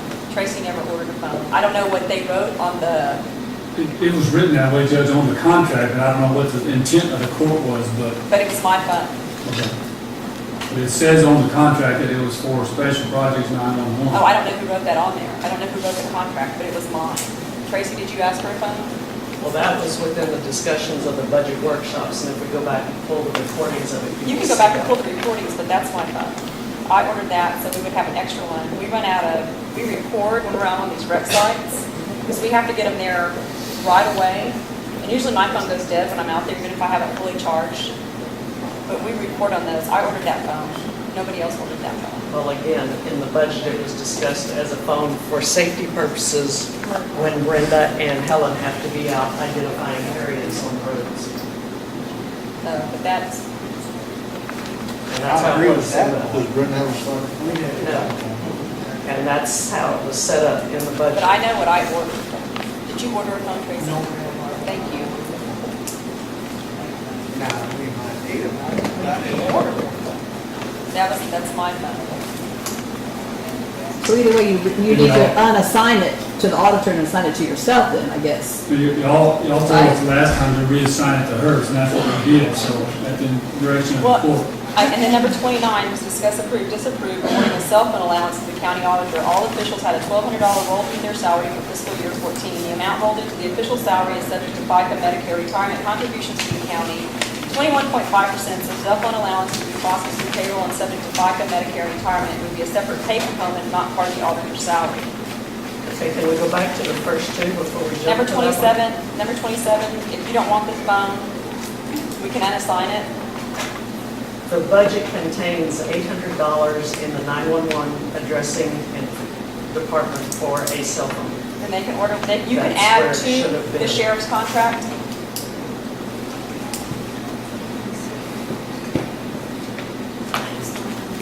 So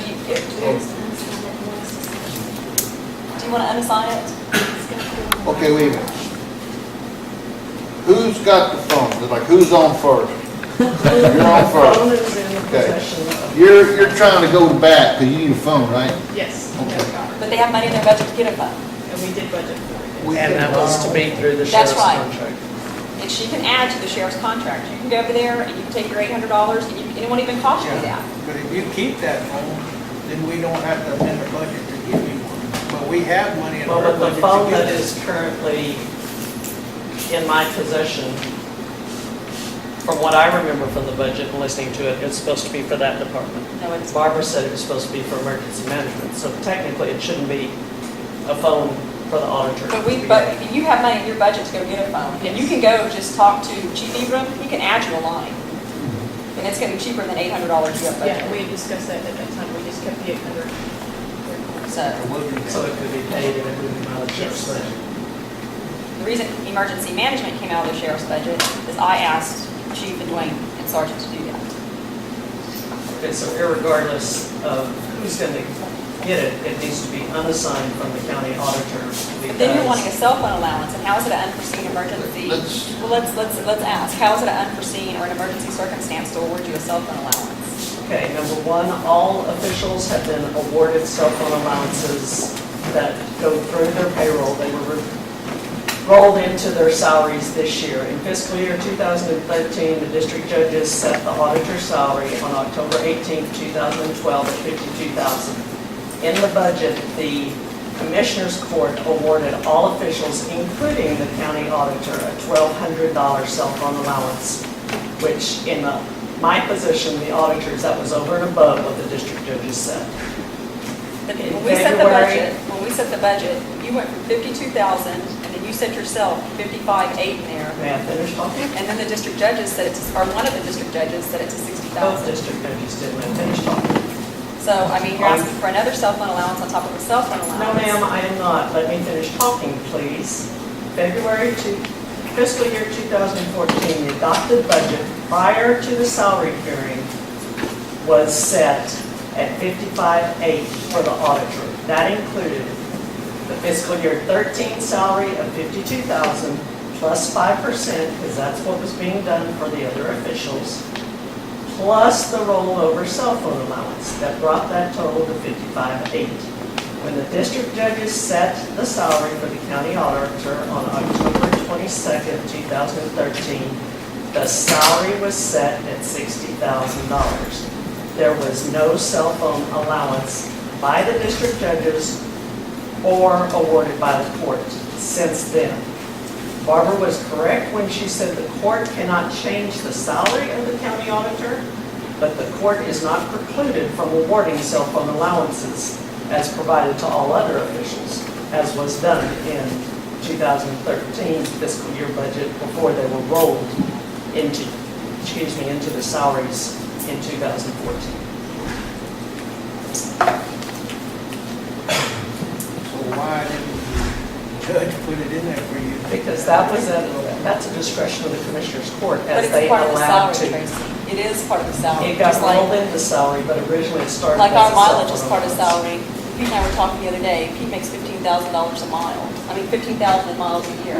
I can guarantee you, riding these county roads or doing whatever, you go back and forth to San Antonio 3 or 4 times, you're gonna start rolling up those miles.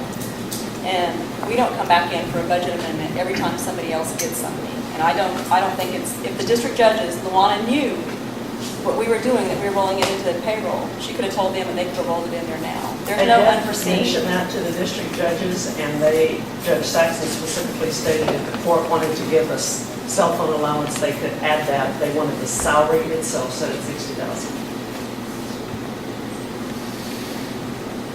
So anyway, we'll go back to number 27 for Lisa. Do we disapprove unassigning the Verizon cell phone? Okay. We need an unassigned cell phone, That's number 27. and then we need to reassign it, right? Yes. Number 27 is to But unassign. you don't need to reassign it to special projects because we have the money for our own fund.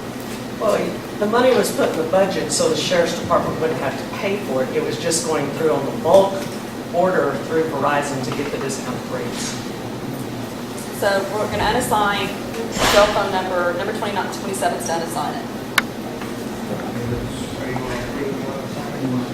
Yeah, I guess we unassign it.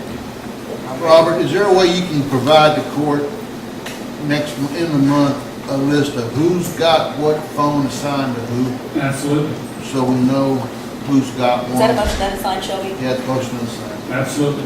We have a directory that we've been working on. All in favor? To get, so it can be provided Any across. opposed? Motion carries 4-0, Lisa. Number 28, discuss approve assigning the Verizon cell phone to 911 addressing special projects. I'm going to ask that y'all take no action on that because that's my phone.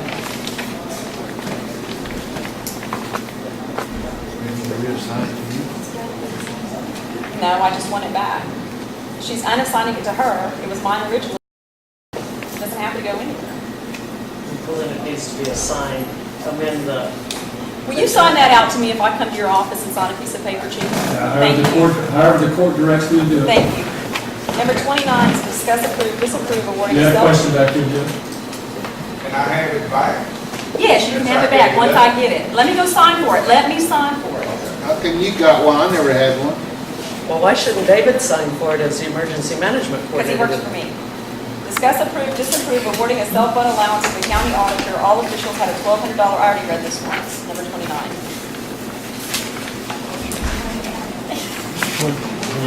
And I don't think that's emergency or unforeseen for us to add a $1,200 cell phone allowance for the county auditor now. She got an $8,000 a year raise. It started out at $52,000 to $55,800, and now she's asking for another $1,200. How is that an emergency or unforeseen amendment? It's not. She knew all the rest of the officials had one. She could have said, and she said, well, that's with the response or whatever, but it's not an emergency and it's not unforeseen. Well, that should take 29. That's what we're talking about. Number 29. Yeah, it's like what we did a while ago about what an emergency or unforeseen, so. Yeah, it's illegal for us to amend the budget for that.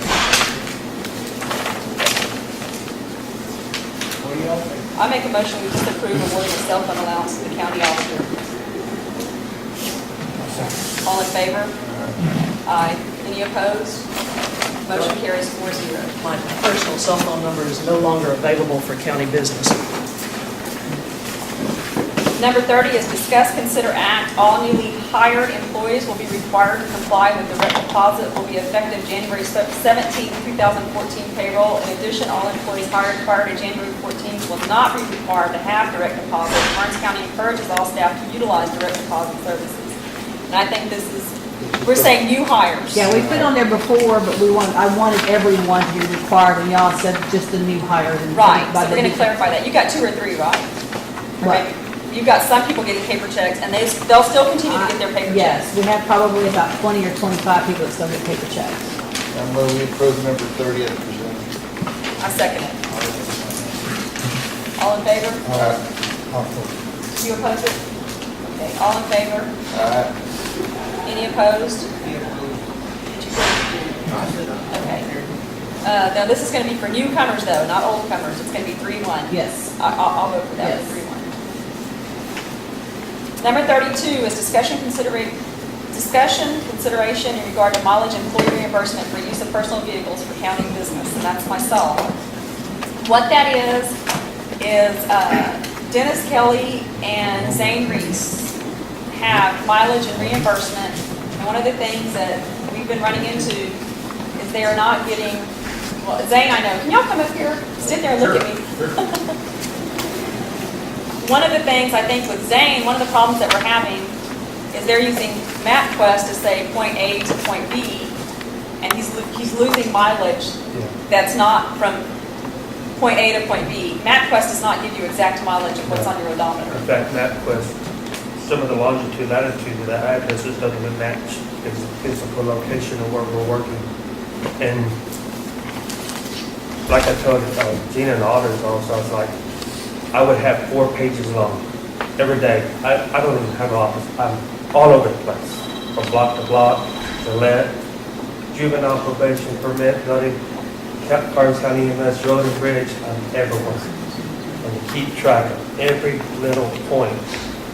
Sound like you would see the guy. There you go. So, That knowledge will It's killing, it's right, it's expense to the county, it's been an expense to me since I started with the county. On average, I'm spending about $100 more a month on fuel And what you're getting reimbursed. than what I'm getting reimbursed. And you know, that used to happen to us in protective services all the time. I mean, you have to be a MapQuest user or a Yahoo user to understand, and I mean, prior to us having all the GPS and everything else, which is actually better than some of the MapQuest and stuff that we have out there nowadays, MapQuest would send us to places that didn't exist. Well, and you can go to Google, you can go to 3 different ones, and you will get 3 different mileages, 3 different times, 3 different routes. I guess it's fine if you just don't drive that much, but every day I'm moving. And then just around town, I burn up $15 a week just around town. And you can't make that up. I mean, I use a diesel truck, I carry my tools around, I provide the tools to the county, that's no problem there. But it's even that 360-gallon diesel, it doesn't take long to burn it up. Just driving around from place to place in town. And a county vehicle will be the best solution. And that's not on here now, but I wanted y'all to come forward because I get to talk to y'all, a lot. I see y'all almost every day. Like the commissioners, I see y'all, but not everybody else. So I try to get y'all all put together. Well, the reason the whole MapQuest or Google or Yahoo Maps is implemented is for equality across the county. The county auditor has the authority to set and enforce the regulations for accounting purposes under Local Government Code 112.001. And that is the way to be equal to everybody. You have your starting point A, your destination, and your return. That is the only way for equality. It's been implemented that way from the county judge, through the commissioners, through everyone else, all the way down. So that way it's been equal. If the court wants to consider vehicles for those positions, that's something else. And one of the little issues with MapQuest, it goes point A, it turns the vehicle around in that spot, it goes right back. If you go around a block, you just lost 3 tenths of a mile. MapQuest, and I understand that's good. I mean, I was told to keep up with the mile odometer, and I do that. And for general purposes is, but it's, I guess if I was like once in a blue moon, had to go out of town or something, it wouldn't be a fee, but I drive every day. I mean, there's just no way for me to do any kind of county business without driving every day. I live 1.5 miles basically from my house to the office. So in reality, my fuel expense coming to work would be 15 miles a week. And it's not. And since I started with the county, I put approximately 3,400 miles in 3 months. Of course, we're doing a job in Gillette, so that added it up the last 6 weeks, and it's not always going to be like that. But even around town the first couple of months, I pretty much averaged about $30 worth of fuel a week. And I'm not trying to be deep out, it's just like, what am I supposed to do? At every 100th of a mile in town? I mean, the page would be 5 pages long, giving it to Gina at the auditor's office. You would be MapQuesting 5 pages of the maps just for just a few million miles, and you really don't make it up in a short distance. You burn the fuel up in a short distance. Anyway, that's... But you should not be required to donate back to the county. No, That is the- like I said, I donate my tool cost and everything to the county, and I think that's good enough. I certainly be donating any fuel. Any suggestions, guys? Well, I think we need to look at, well, Dennis especially too, and both of you, we need to look at maybe possibly finding some type of transportation. Dennis, in his case, he has to respond to something. He needs something that he can maybe take supplies in or carry things in and have be credentialed appropriately, other than somebody hollering at you, stopping you for speeding in a diesel pickup that looks like a tank. No offense, Dennis. Well, and to add to that, the budget I inherited, I'm pretty sure that it does not even allow for mileage for me at all. And I mean, I have to go, not just here, I have to go out of town to meetings, to, try to get more money for us through strike and, other membership deals and keep us abreast on what's going on and, that's, I don't know how Johnny did it. I don't really care. I just know what I inherited, but, Yes. it's hard for me to do my job and be the number one first responder on the deal and be with, not being able to. Do you have anything, Mike, that Zane could drive in town or nothing? We've got 2 of them in Rungy that we're gonna repair. Might be able to break one loose. It's not dependable. Can't go too far with these trucks. They're bad. I was gonna say, Get a new one from Where's Ronnie? I asked Ronnie. $17,000. Tracy, where and Ronnie got that other one through Caldwell? And there you are. Yes. Caldwell. Caldwell Ford was who we had our, well, We get a government contract with it. we had, right, there was a government contract and we can, when I did the budget this summer, I had 3 in there and it was cut, but Caldwell made the best offer of anyone. It was real good. Are you talking about the mechanic truck with the coning bed? I think you're talking We about got the permit truck. the permit truck and the other 2 little trucks y'all run around in. Oh, they would have to, Zane is gonna need one with the coning bed so he can lock his tools. Like the mechanic truck, not that long. But we go the same place. Okay. And Those I would are prefer expensive. 3/4 ton or up Right, because I yeah, buy 3/4 all ton with the- materials. I mean, it's not You can custom. order it with a coning bed on it. It won't be that much more. Can you guys get some, now let me ask y'all this. This is like, it's just discussion about putting stuff maybe back on the agenda. Do you guys want to see if they can look at something like a procurement policy and bring that back to see if there's something that we could put on there, or y'all, I know they need to be reimbursed. I mean, Dennis told me the other day, just some weird stuff happens. I mean, a lot of more weird stuff is happening now. He had both units out, and a call came in. He had a 9-year-old, 11-year-old, and a 12-year-old in the car. I was here when that And so he went and responded to it in his personal car. Because, he's not going to leave a 9-year-old, 11-year-old, and 12-year-old that's in an accident just sitting out there with nothing. What if he'd have had to transport one of these people? What if he'd have had to do something? That's got to be a horrible bind to be in, but knowing Dennis, he would have took him just the way he could and got him to the hospital and got him the best care necessary, Because we're human beings, that's what we do. And sometimes our cars are not.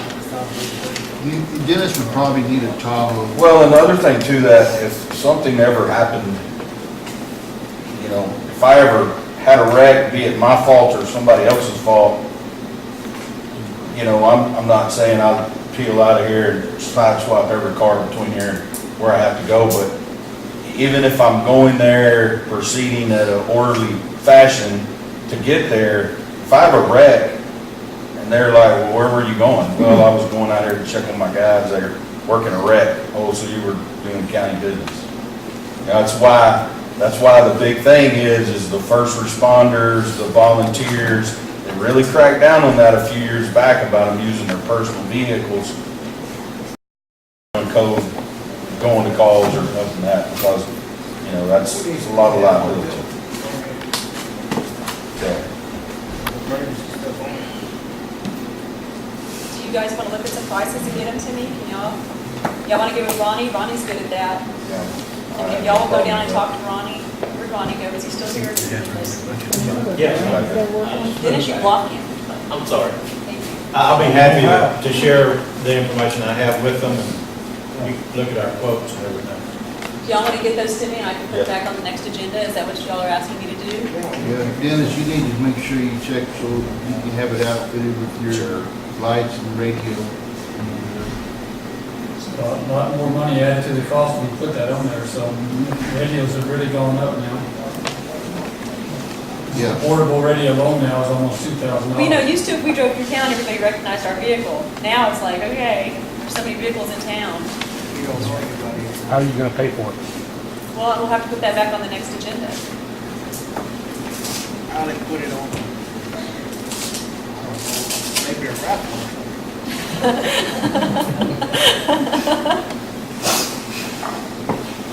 y'all have anything else that y'all want to add while everybody's sitting here?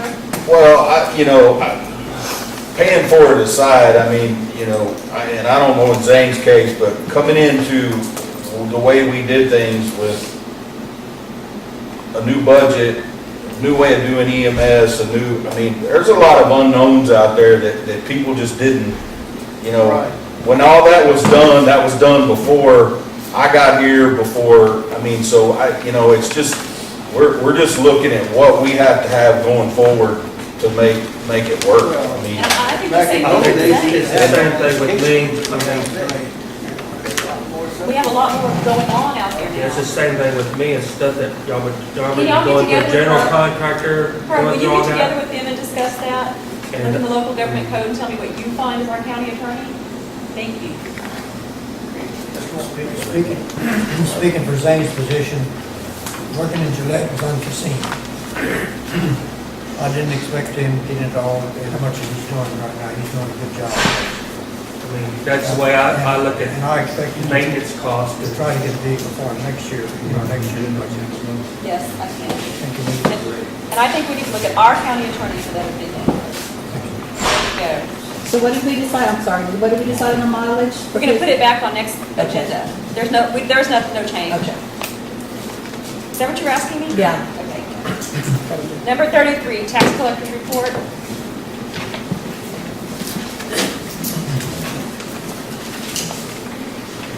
Y'all have a stack of receipts? I made you one.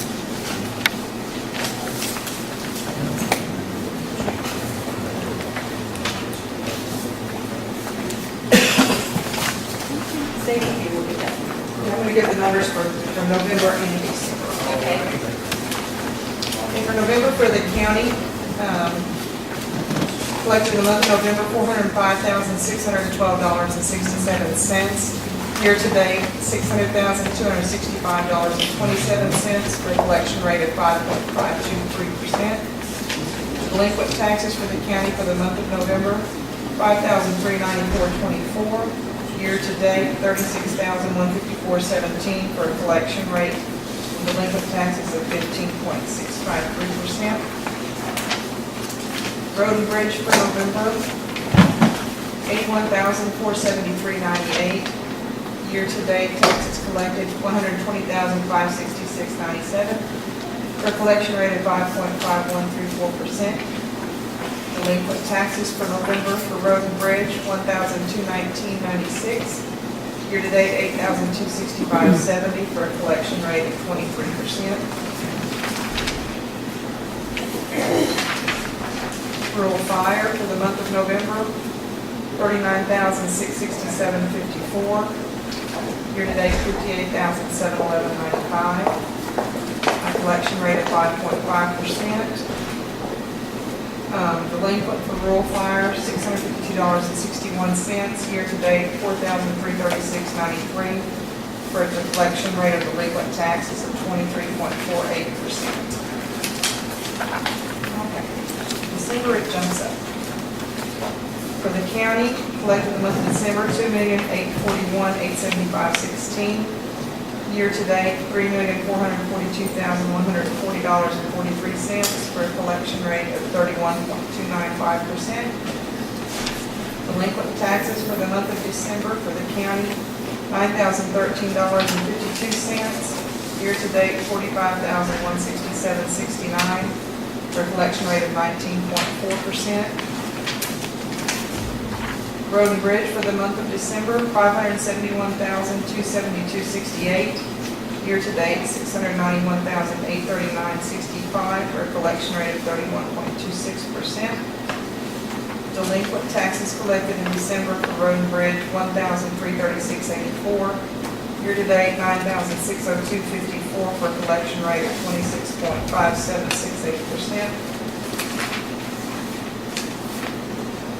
Rural fire for the month of December, $276,123.38. Year-to-date, $334,835.34 for a collection rate of 31.31%. Delinquent taxes for rural fire for the month of December, $687.92. Year-to-date, $5,024.85 for a collection rate of 27.0354%. Thank you, Brenda. Brenda, what percent of the, or how the energy sectors, do you have them paying up or not? Oh, yeah, they've got a lot. I got a $6 million check from 2010. Good. But they're, Oh, yeah. And some of them, they had gotten behind their own installment agreements, so they're catching up.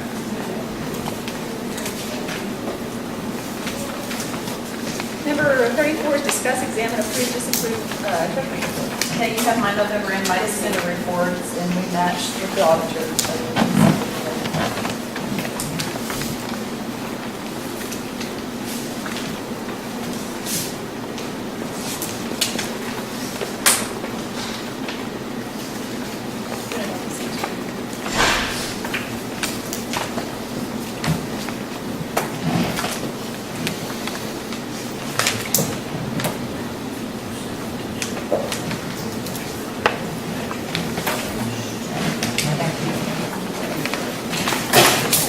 So God bless you, please.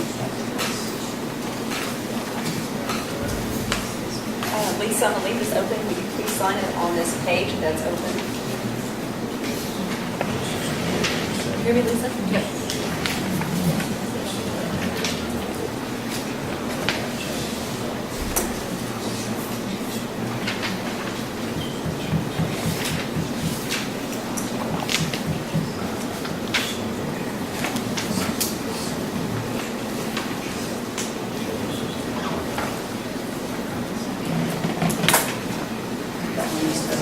Did you hand three signatures on that, Tracy? Yes. Yes, sir. Will you hand that to Lisa? Thank you. Will you hand this to Lisa? Lisa, one's November, one's December, okay?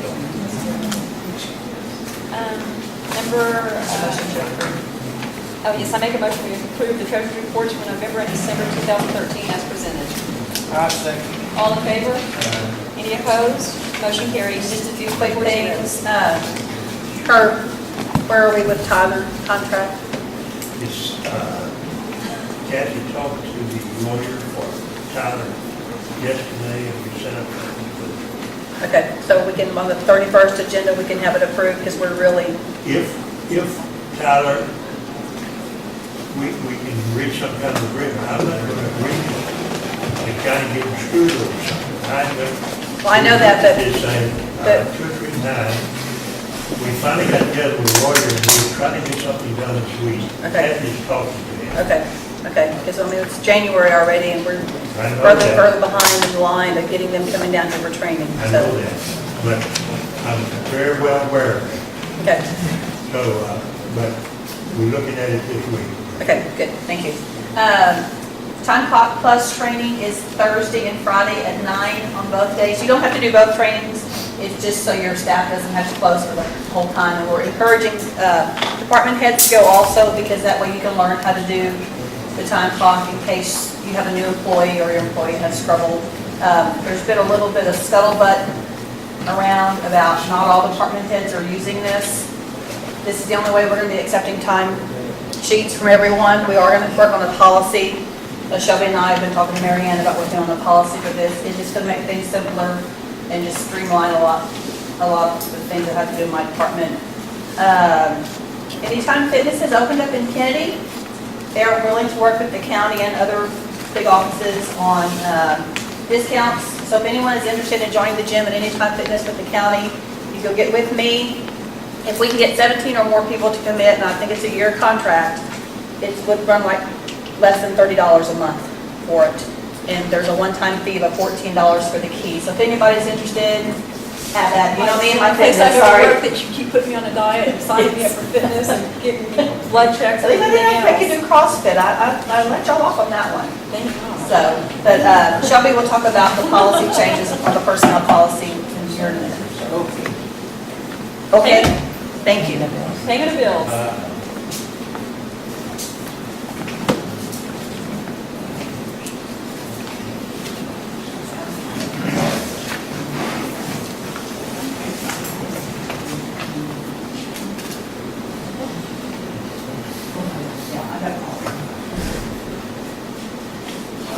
out some items of interest on page 2.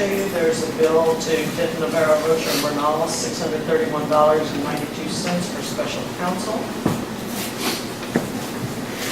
You go to page 4, at the bottom of the page under capital outlay, we have received a bill from Business Information Systems in the amount of $4,902.85 for the audio-video equipment for this courtroom. Obviously, it has not been installed yet. Do y'all want to prepay it? When is it? No. It's not gonna, what did they tell you? Because I talked to them the other day and they haven't set up an installation date yet. Well, that's what I'm saying. They have submitted the bill, but it's obviously not installed. Take it off this bill cycle. Where's it at? What page number? Page 4, under Department 500, capital outlay. Page $4,902.85. That can wait. No, I told them it needs to be installed first. Do we have an installation date? I don't know. I did not check my email this morning, but I talked to them yesterday or the day before. Friday, I think I called them. Okay, also directly under that, you will notice that the cost of the glass doors at 200 East Calvert, the installation and has been completed. The total cost was $3,768. We have glass doors. Yeah, we replaced the doors in the front of our We building. took out those big wood doors. They're pretty nice. You've been in there when And they're very- they were redoing the tile that one day? $1,800. Yeah. Well, and they also will help on our electric bill tremendously because they have sealed all of the leaks. In that, At least you can see through it. right, Yes. you don't have collisions. Under that same category, you'll see we paid for some legal services on the parking lot for this location. We have $137,002.72 on the courthouse phase 1A. We have $17,334.84 to Daily Spears Architects on the jail. You go to page 6, we're in the Sheriff's Department. You'll notice that they have acquired 2 more vehicles, each one at the cost of $27,765 and $27,256. The final entry under the Sheriff's Department is the first installment on the cop sync equipment, $112,182.33.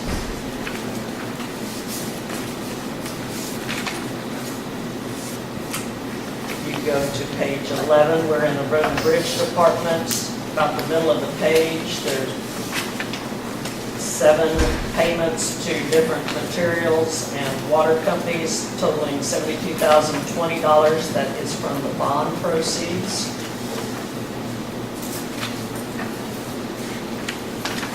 The total for this bill cycle is $627,551.26. Less the 5,000. That's the 4,900. I need to cross that. $2.85. You cross it out and initial it first one, and then I will initial the slide date.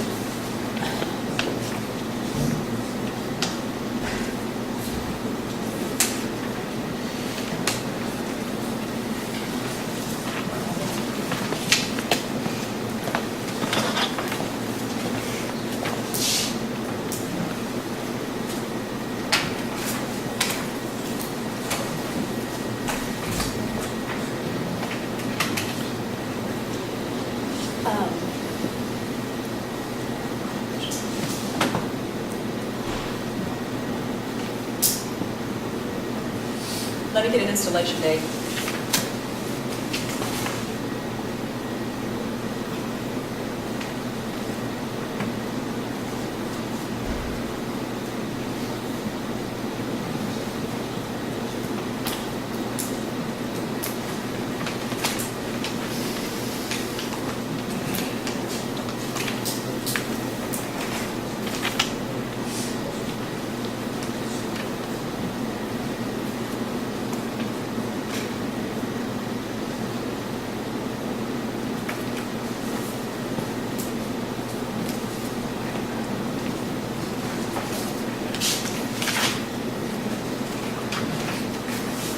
I need a motion to pay the bills. I move to pay the bills as amended. I second it. All in favor? Joshua, can you make sure whoever needs to do this, but I know we put October's on the website, we need to get November's in soon. Bills. Let me get a copy of this one before they leave, so I can have it signed by everybody. Lisa, will you please sign Carol's spot before you leave? Let me get a copy of this.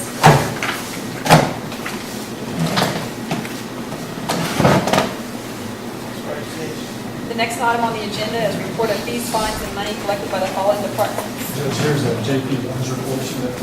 Okay. It's going to be, Lisa, you're first, the county clerk. Did Carol send anything for you? Yes, the Is it up here? rental collected for December 2013 is $45,261.75. Okay. Let's see, who's next? Denise is not in here to be for Denise. County attorney, Ms. Crabtree left something up here this morning. Hot check collections for year-to-date are $6,672.67. And compared to year-to-date 12/131 through 12/30, she collected $41,154.12. Compared to 2012, she collected $41,410.12. That's a lot of 12s in there. You want it? Well, I have district clerk. Oh, okay. Do you have one of these two? Yes. Okay, you want to give us district clerk, Lisa? District clerk for December 2013 grand total is $13,356. Justices of the peace. Number one, she has 51 cases filed.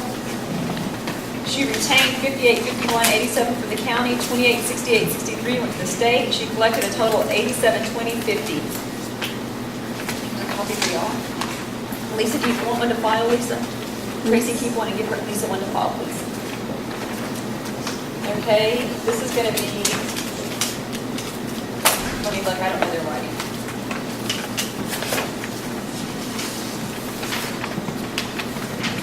Precinct 2, she had 56 cases filed. She kept by the county 8430.94, remitted to the state was 4191.96 for a total of 12,622.90. JP3, she had a total of 95 cases filed.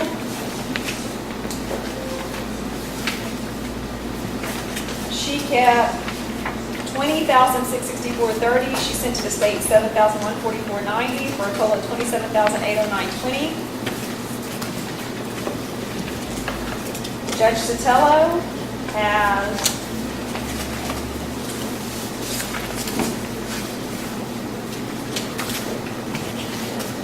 new cases filed were 11.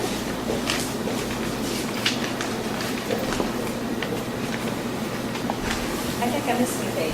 Oh, here it is. Okay. Kept by the county was 4385.27. Remitted to the state was 2236.98, and the total was 6622.25. For November 2013, JP. That's another one. These two. I guess these are December's.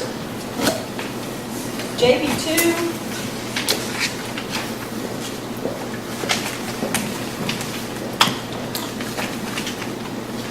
I can see the year-to-date, but I'm not sure. I think this goes with the other part. I should write this down.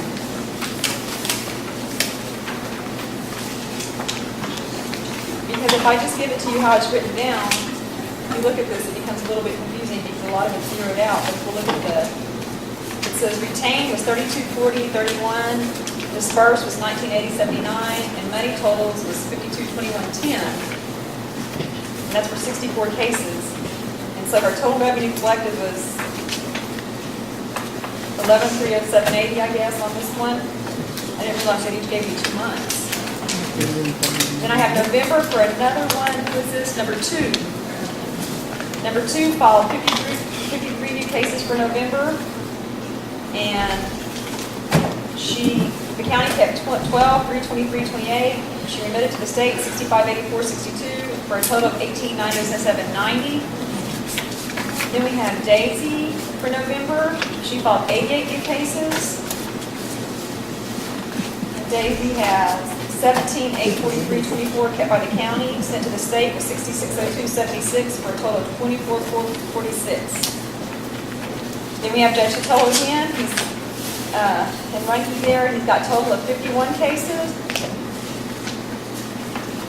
He kept by the county 320483, he remitted to the state 1970-22, for a total of 517525. Did you get copies of all of this, Lisa? Yes. That's it for the JP. My stack is now empty over here. Special projects, Brenda's already done. So we're going to go to report from Road and Bridge. And Judge, my office did put the annual report on the county website. Good, thank you. They had last month. I'll get bills, but please before we leave off.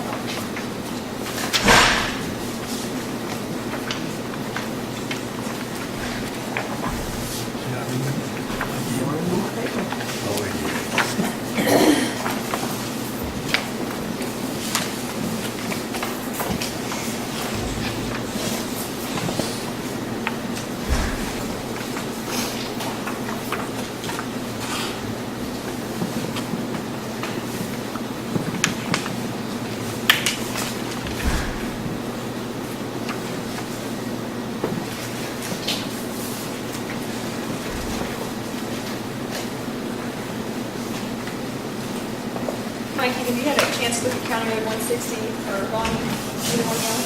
I'm sorry, I didn't hear you. County Road 160? Are you taking care of that? Thank you very much.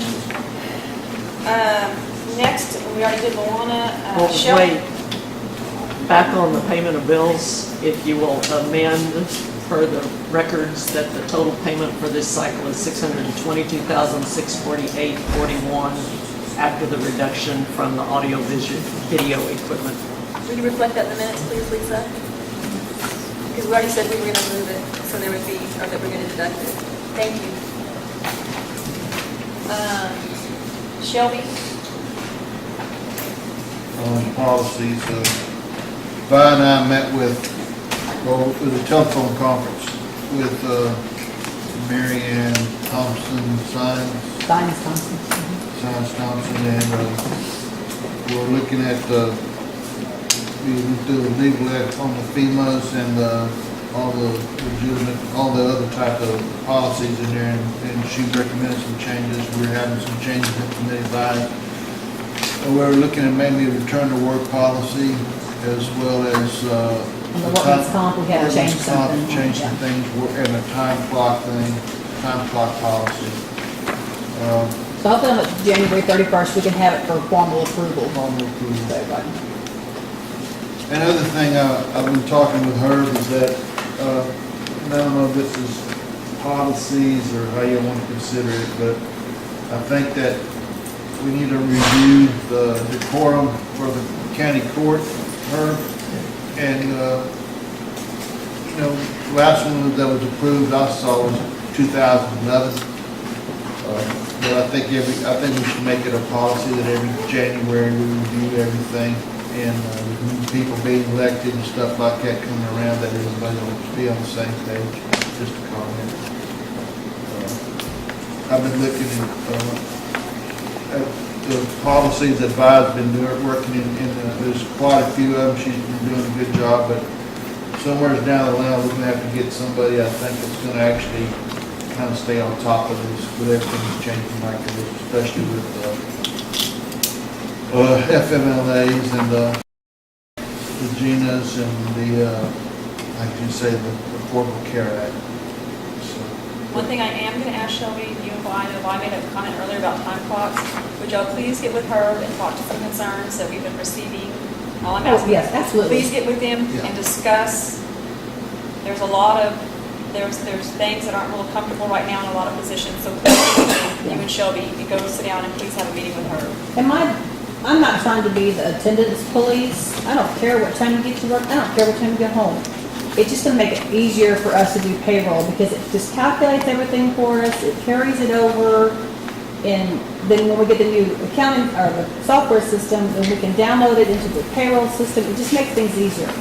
I'm not trying to run your office because I don't want you running my office. So will you please talk to her? I will, definitely. Will you two, will y'all, Yes. please? Not a problem. Okay.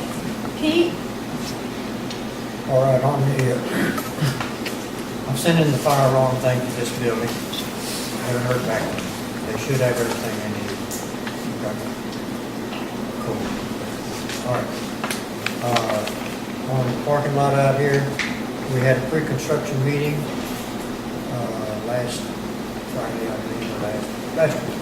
Anyway, it's over a week ago, and they said no use to start because Alamo won't give them any concrete until like February 21st, something like that. So there's no use for them to start, get it all ready and have it sitting there until they get concrete. So, and the other contractors, they're having problems getting concrete. On the jail side, they're bringing in the concrete mixing truck so they can get enough concrete. They can't.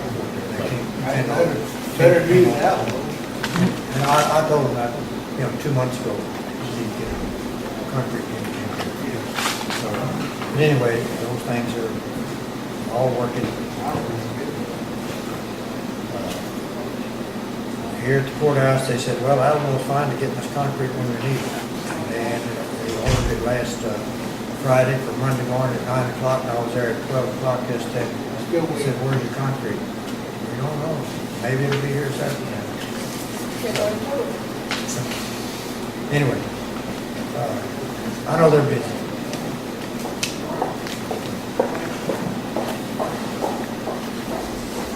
Got everything working. And Zane he said he's about finished out at Gillette, but he said Mike keeps giving him something else to do. So he's still having a lot of work for him there. He said he's working well with Johnny. If they're getting along real fine, that's on the road bridge. Johnny comes over, painting and helping him with his construction out there.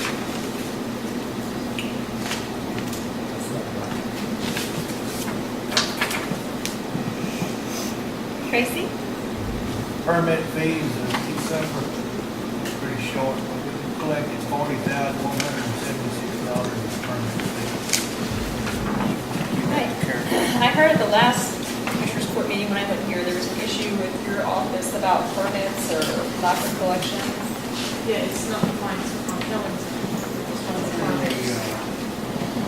We're getting people to come in, especially companies to do the flip permits. Are y'all sending them certified letters so they, letting y'all know that they've got that information and they need to be here? They're getting the same letters that are giving us extra on that.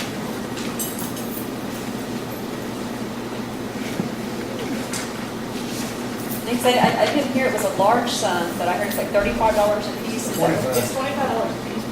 When you look at floodplain, you figure at least 10% of all these wells per company in a floodplain is $250 each. It's gonna be that. We just need to get it, but if y'all need help getting it, y'all need to let me know and I will help you get it. We gotta get it. Right. I mean, if y'all are having a hard time collecting, let me know and we'll write them a letter. I'll get Herb to write I've never, even with the guys that are getting permits from Road and Bridge, they're not giving you an issue anymore. At first, anytime we get the newness of it or we start doing something different, I mean, yeah, it was horrible at Road and Bridge. Those guys can tell you it was bad. Nobody wanted to pay that $500 permit fee. Now nobody asks me any questions. You know what I'm saying? It's just the you and getting it past that It's hump. automatic now. But Right. it should just be, it goes from Tracy's office to our office. Tracy Kellen, and then they should end up looking for numbers, and that's not what's happening. We're just gonna have to get Tracy's them, and walked out the door. we have to get them in the groove. That's, Is it what's them going around checking those, because I kind of wonder about some of these pipes that are going into different places. He hounded, he collected, like in the last day of the month, he got us about 20,000, and then yesterday he promised me about 10. He's paying his $1,000. He's old hound though. They don't get past him. He don't forget. James did not say anything this morning when I talked to him to add anything, so, assuming he doesn't have anything, so the only thing that we have to go back to is number 6, is the reading of the minutes.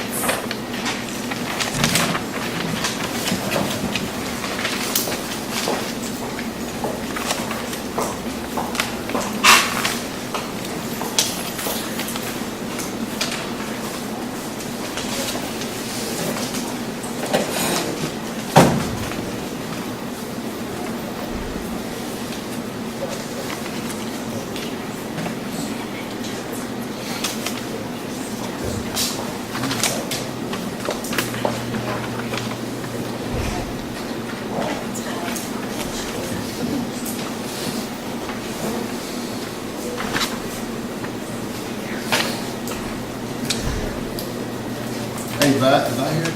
No, she walked out. I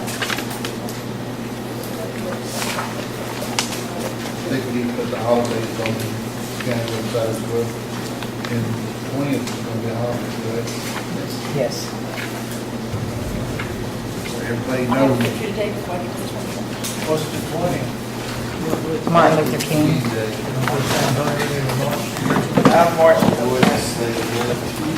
That's not very long.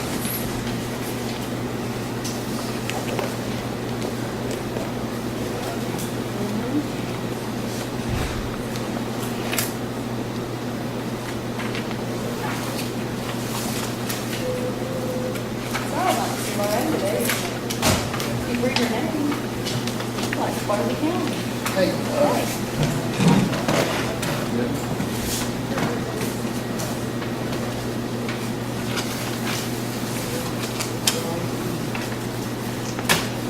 I'm gonna be approved the minutes.